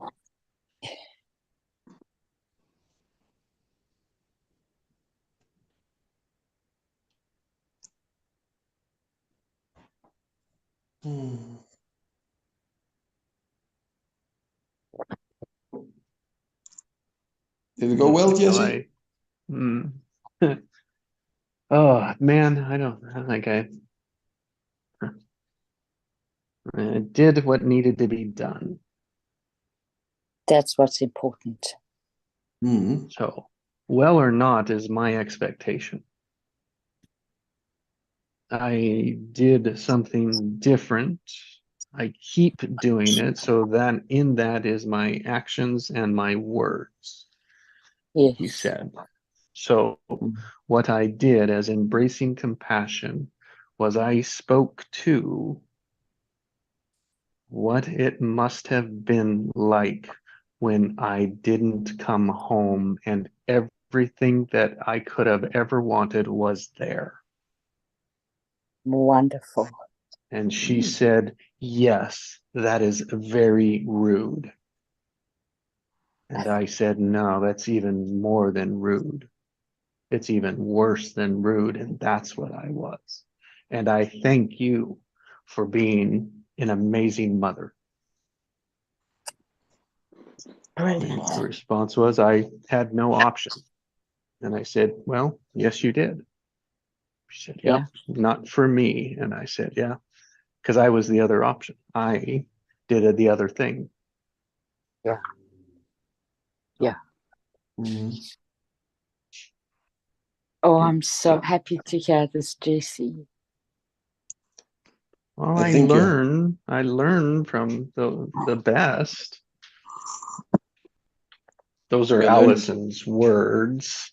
Like she says, step in when she learned it, I think, from Sue Johnson. It's like to give what they may have experienced, speak into it. And that's what I'm working to do as I unravel my pattern around this, is to Right. understand what the anger is, right? And see my part of it so that, oh, I see that and I can then honor it.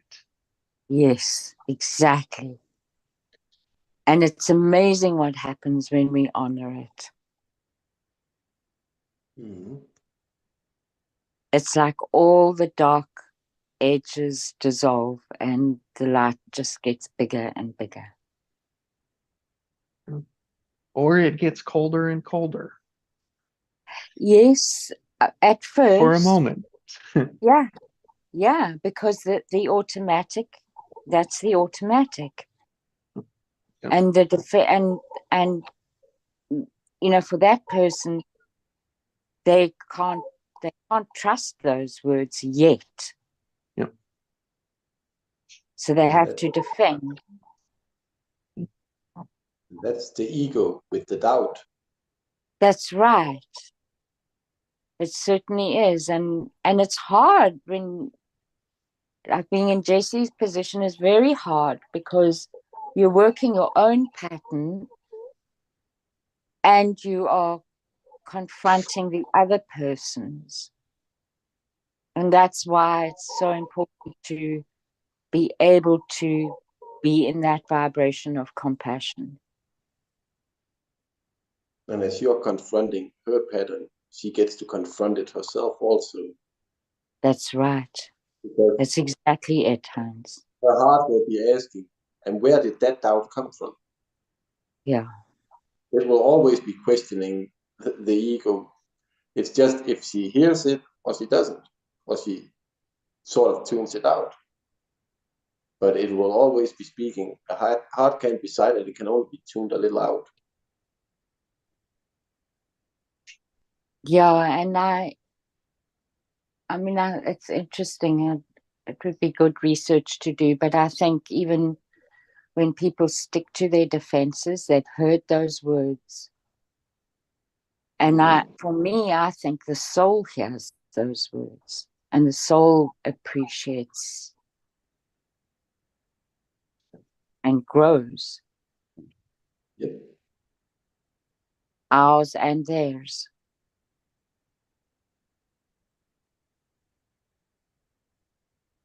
That's amazing. I'm so happy, Jess. So happy. That's amazing that you got that in. Yeah. You're doing the work. Yes. Most That definitely. is what was asked, right? That was what was asked to do the work. Yes. Yeah. Whether it's seen or not, or viewed as a lie, I can't do anything about that. No, All I can do is show up. that's and right. Put it forward consistently, That's right. put it forward differently. Creating possible possibilities. That's Or right. to respond. Still a choice of what to do with it. Yep. Yeah. And it's a I- compassion that you're putting forward, Jess. You know, Yes, that's what it's that's saying. that is the difference. It is. From my perspective, that's from my perspective. Mm. Mm. And to really understand that's part of last night I came home from an AA first AA meeting in person, right? And it was about one of the steps really hit me, like to make amends with those you have hurt. Mm. Mm. Yeah. And so sitting in the tension of that, I came in, addressed it, and short and sweetly, short and to the point, said, because of this and this, I acknowledge this, and in that, I am apologizing. I'm sorry. These things, and when you're ready, I would love, I hope that you will share with me your experience of this. Brilliant. And then I spoke to it this morning as I've been thinking of it. I've been sitting in it. Mm. Wow. That's amazing. That's amazing, Jess. It's helping me to understand the story of my pattern so that I don't do that. Yes. It's also the most important person to understand. It's understand oneself. Yeah. Doesn't matter if she understands it or not. It's most Right. importantly that you understand it, so you can That's see right. the pattern. You're the only one who can change your patterns. That's right. Yeah. And the thing that's different this time is that I'm doing it for myself. Like I'm uncovering for me, because the last time was for her. Yeah. That one didn't work. And the therapist even says, well, you can't do that. And everyone I'm talking to saying, oh yeah, it's gotta be for you. It's like, I don't know what that really means. And I do, but then it's like, no, I really don't know I don't know how to get there, because it's like, but I do. So it's like, just allowing it to reveal itself. I Great. think that's that I don't understand it. It's the ego speaking again, and then the heart says, well, you do understand it. Then we got that eternal fight. I do, I don't, I do, I don't. Because I'm going to relate to that answer. Morning, Cinderella.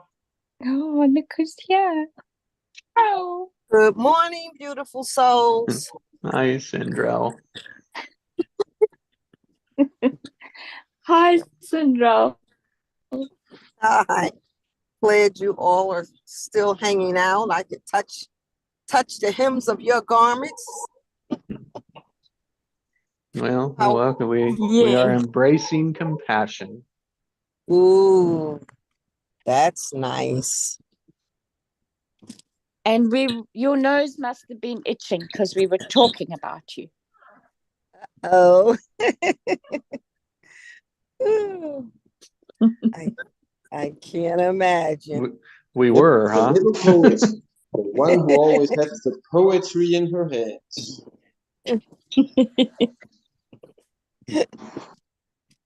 Compassion. How? My sound doesn't seem to be so good. What were you guys saying about compassion?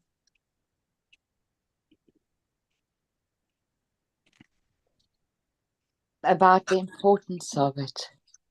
Mm. And we didn't quite say this, but how freeing a space it is. That just Why came is up for me now. Why is compassion important? Can you elaborate?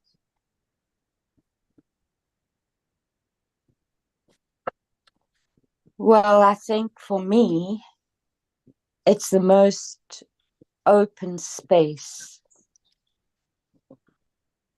And by being open, you can experience more than your own experience, than your own direct experience, put it that way. Mm. And you really can see on the other side of what the other person is demonstrating to you. So what people That's good. demonstrate to us isn't always what, you know, what they're sitting.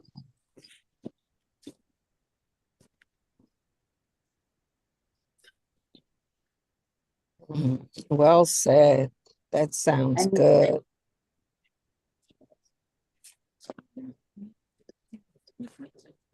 And there's a warmth to it, Hasten, Joel.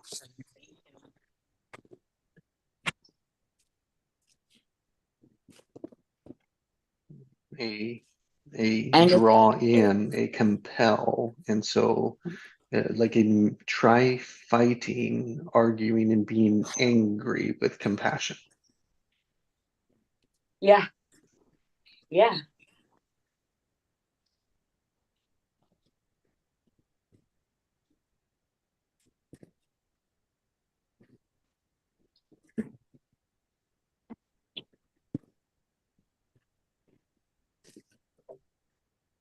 And I often, when I manage to, when I've been in a constricted emotional space, and I allow that compassion to come in.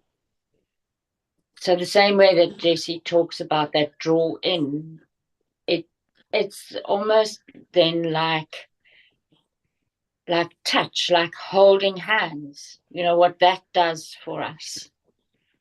Mm. In fact, it's very much that.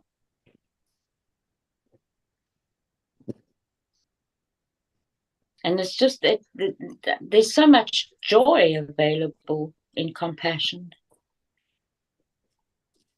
There's all the other emotions are available too, make no mistake, but they're pure. They're not convoluted and constricted.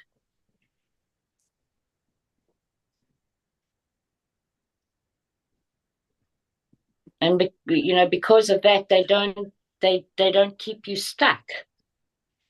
They can't keep you stuck because the energy of compassion doesn't allow for stuckness in my experience. Just this continual expansion. Mm.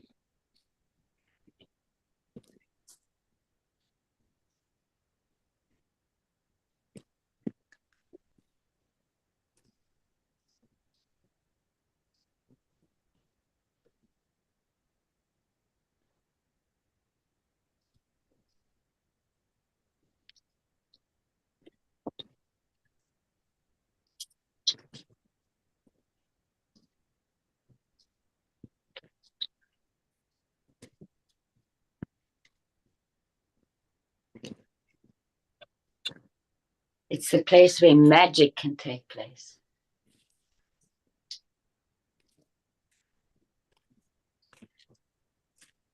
Compassion helps us being truthful to others and to ourselves.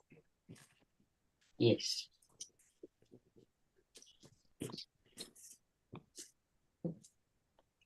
Miracles happen. Yes. Putting aside the fact that we are here is a miracle.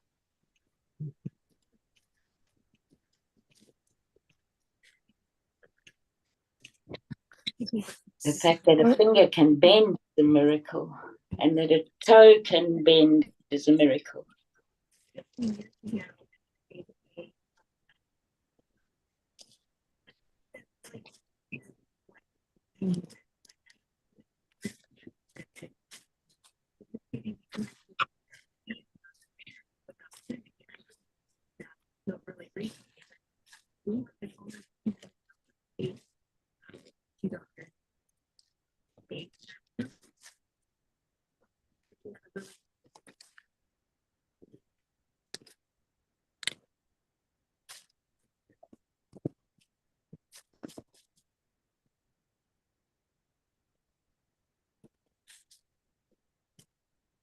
I think I'm thinking of the experience of compassion.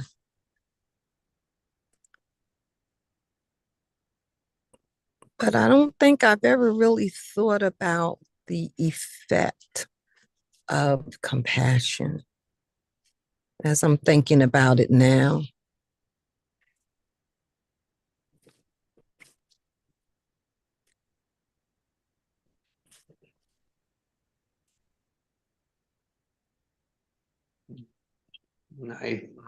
What, as you said that, Sandra, what it said is like, as you think of your children, like that is your allowing compassion.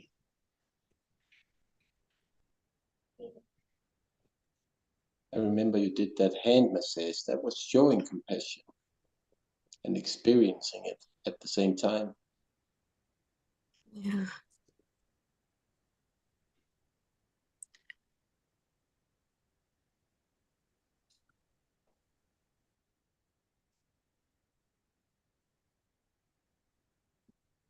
Children are our easiest place to demonstrate that, to Yes. give it.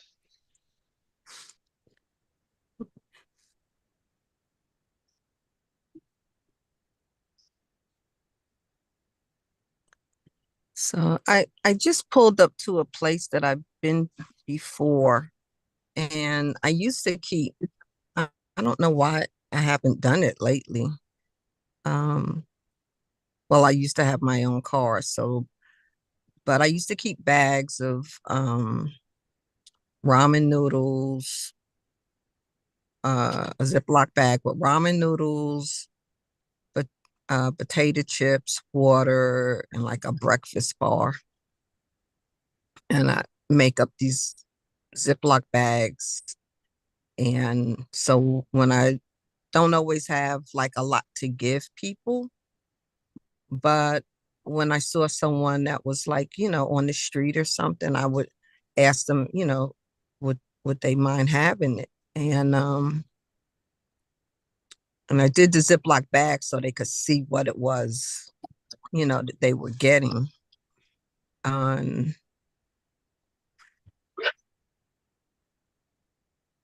Because when I see people, sometimes I think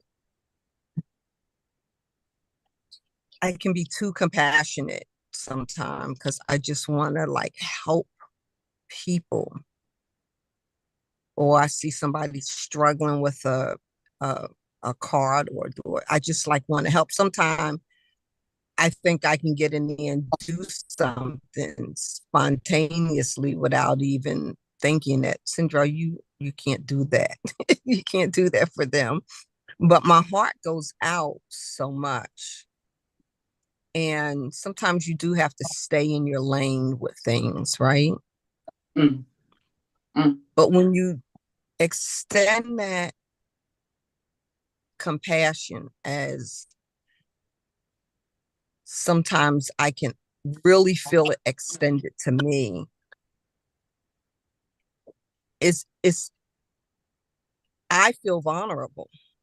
Like giving it, I don't feel vulnerable, but receiving it, I feel vulnerable. So on both ends of that, there's an openness.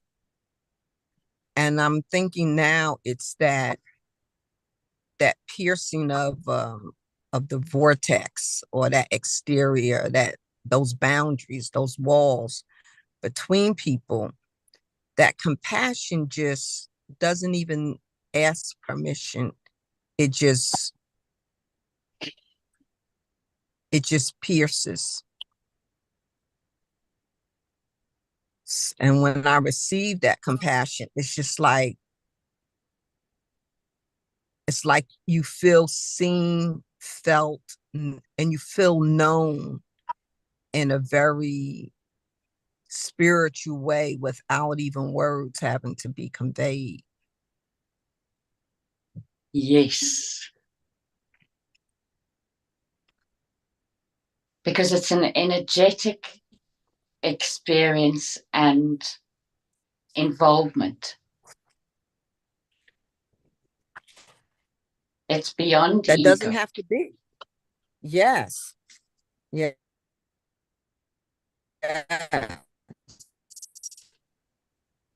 Like you could have compassion and not show it. Absolutely. It's like love. You can love somebody, but not show it. Is it really love? Is it really experienced?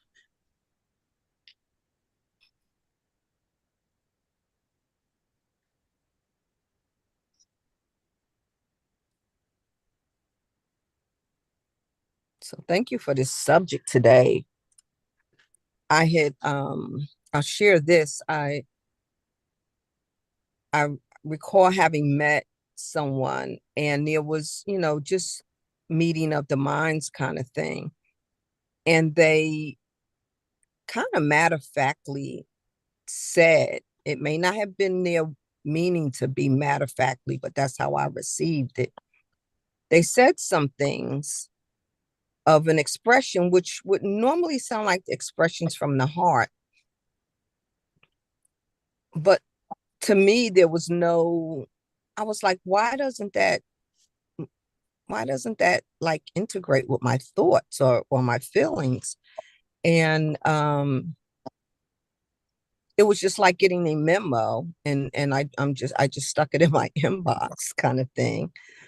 And I was like, well, why didn't, I'm reflecting, I'm like, why didn't that move me like at all? I really believe that that person was sincere in what they were saying. But days later, I realized there was no ingredient, there was no substantive expression that spoke to me as compassion. Like, Yeah. does that come from the head or from the heart or from your shoulder? Where did that come from?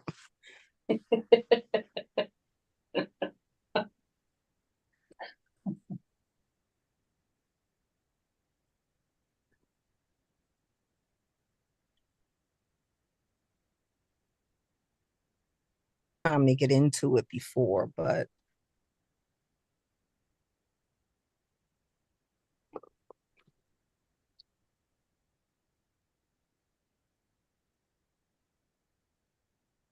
compassion. Mm.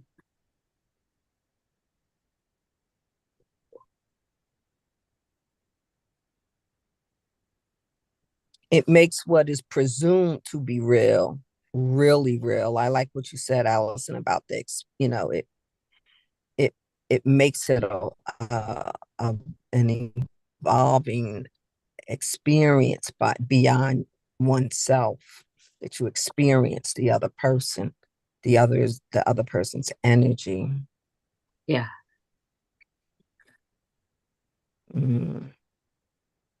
That's good. That's real good.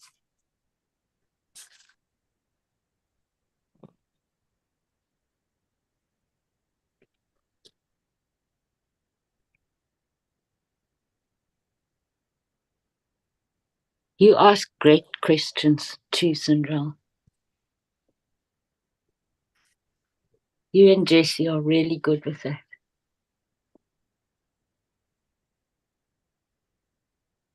That's my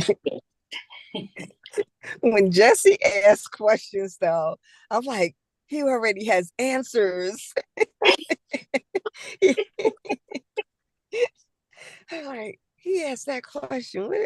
What does he know that I don't know?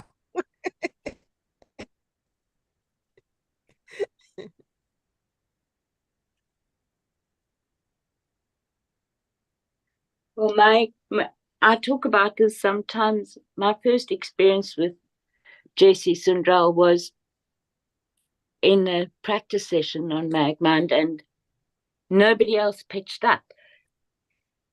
And he asked me, we introduced each other, and he asked me, how are you feeling today? And I said, scattered.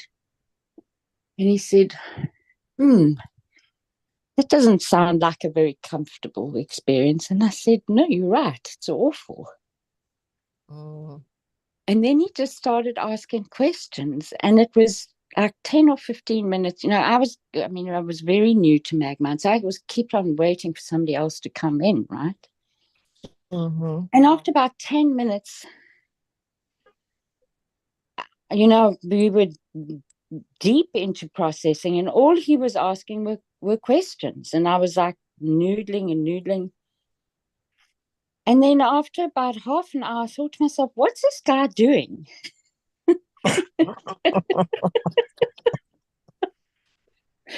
Because I've never experienced anything like this. And I'm beginning to feel way better than just being scattered. Mm. So I don't know that he always knows the answer, but he sure knows that that's the question that has to be asked. He knows that you need to answer that question for yourself. Mm-hmm. Mm-hmm. That was my experience of that session. And my other experience at the end of it was, I want to learn how to do that.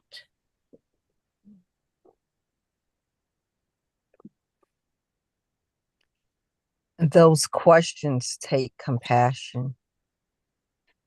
I They think do. They do. you- Absolutely. yeah. He follows the field of the energy of, and this is my perception. He follows the string. Yeah. Yeah, he does. Absolutely.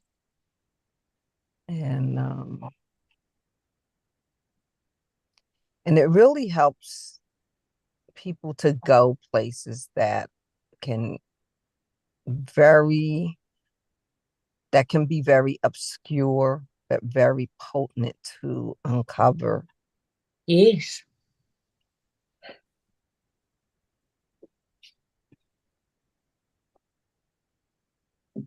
I know you said scattered for the example there of how you felt, telling how you felt. But as soon as you said scattered, I saw in my mind like a bunch of necklace chains, fine ones, big ones, all like jumbled up together and intertwined and locked in to each other, just a ball of chains. And him asking a question, just looking at the one that was just hanging out a little loose and unraveling it with questions. Yeah. That's a very good image.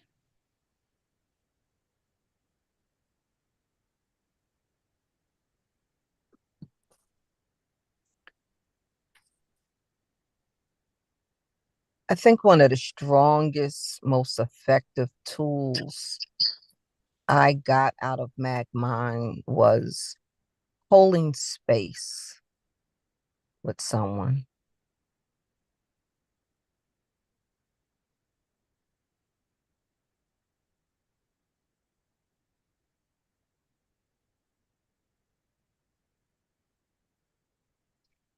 And because of the gift of magnetic mind and learning about the power of holding space with someone, I had shared with a family member just a little bit about Magmind, because sometimes you just don't share like everything. It wasn't like a session, so I was just trying to expound on what I do with people in sessions. And so this family member You never know what people listen to and hold on to Yeah, while that's they.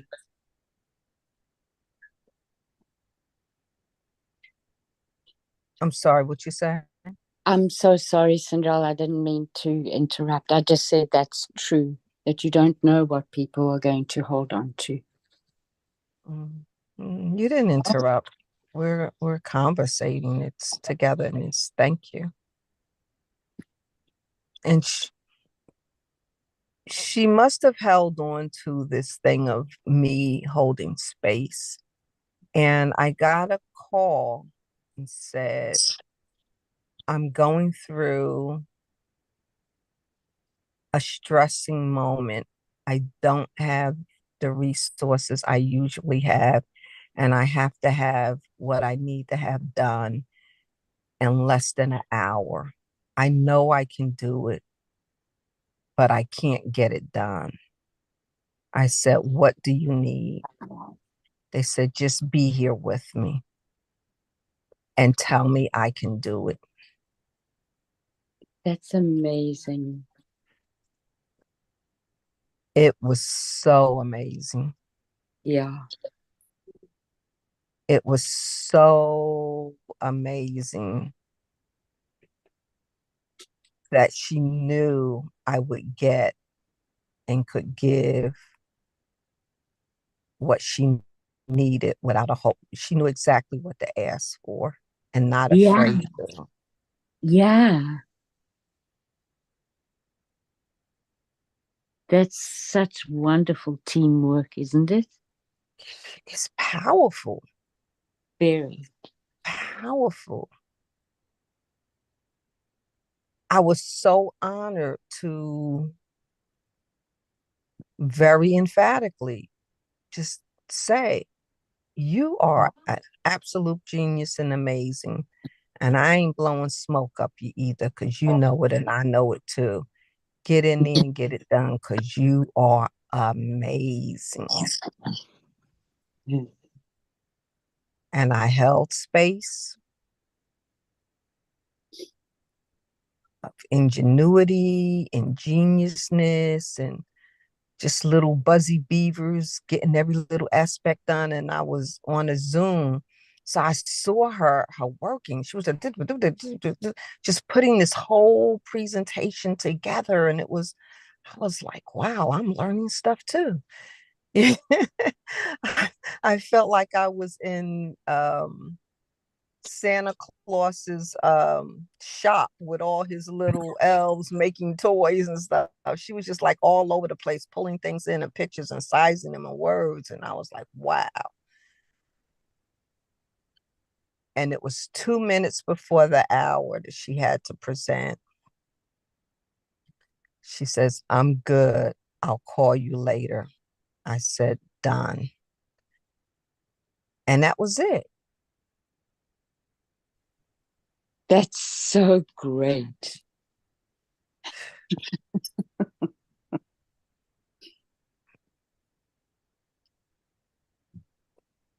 But if I had not learned the power of holding space. Yeah. Yeah. Yeah.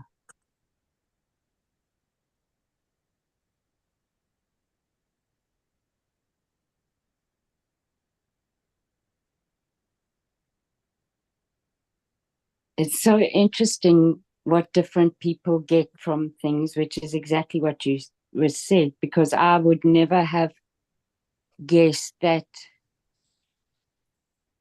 holding space was something that Magmind gave. But when I think about it, then I can see that.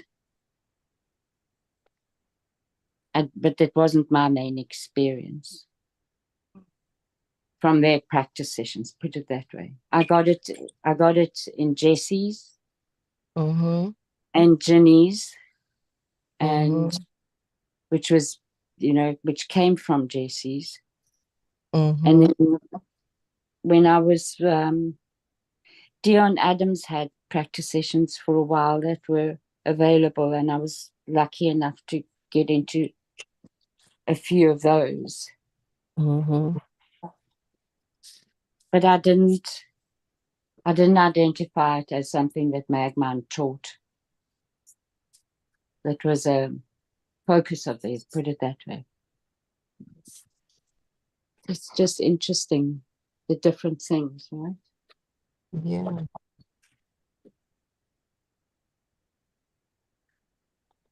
So I go back to your scattered thoughts, your scattered beingness rather, and the contrast of relating it to a ball of change. Just and so I see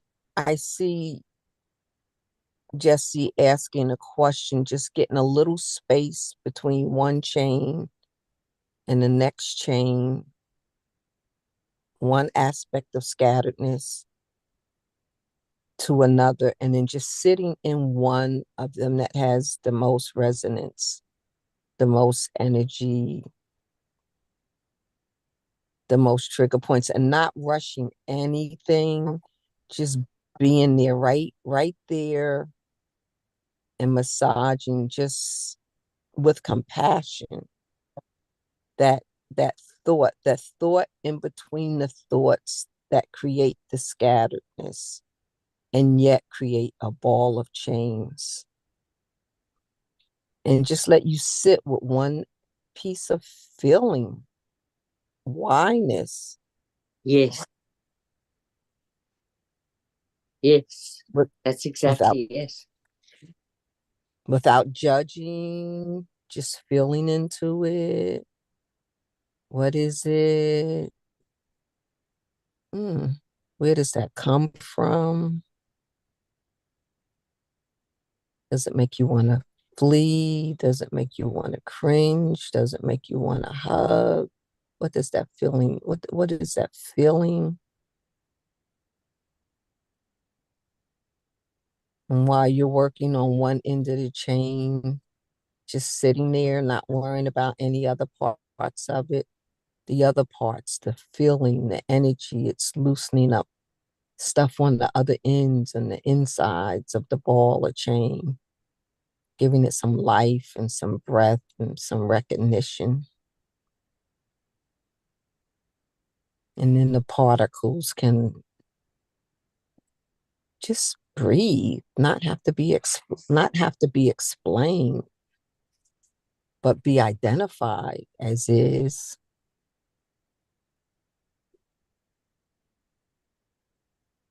And then you can breathe, right? Yeah.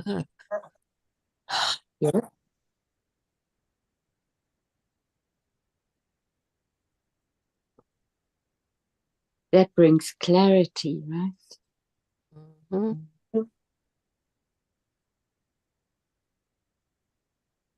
It brings clarity, like it's organic and natural. It doesn't even have to have a name. Oh man, this is what it's like to breathe.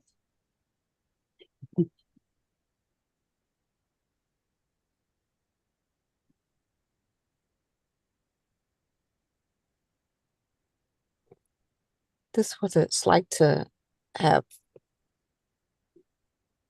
the human to human experience of compassion without the anticipation of expectation or disappointment. Yes.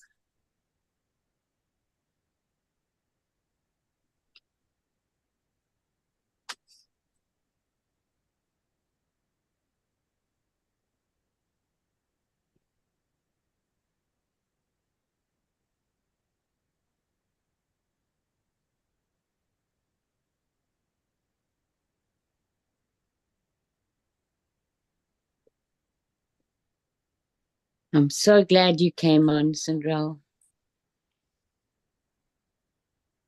I'm just so glad you are always here. Yeah, I came in very late this morning and everybody was done, and Jessie kept it open, and Heinz and I spoke, and then you came, And Jessie joined back in. Yeah, thank you for your kind words and your experience of what we are practicing. Yeah.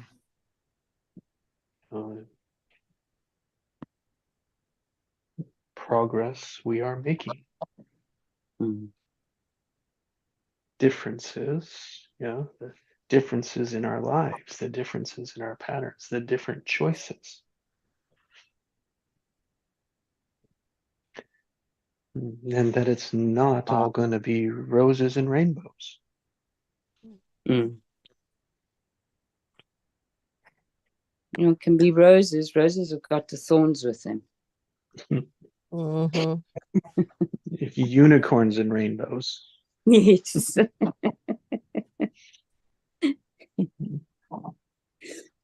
But then it also can be, we can see that as well. When we look for it, when we look for it. Yes. Because we will find what we look for. Mm-hmm.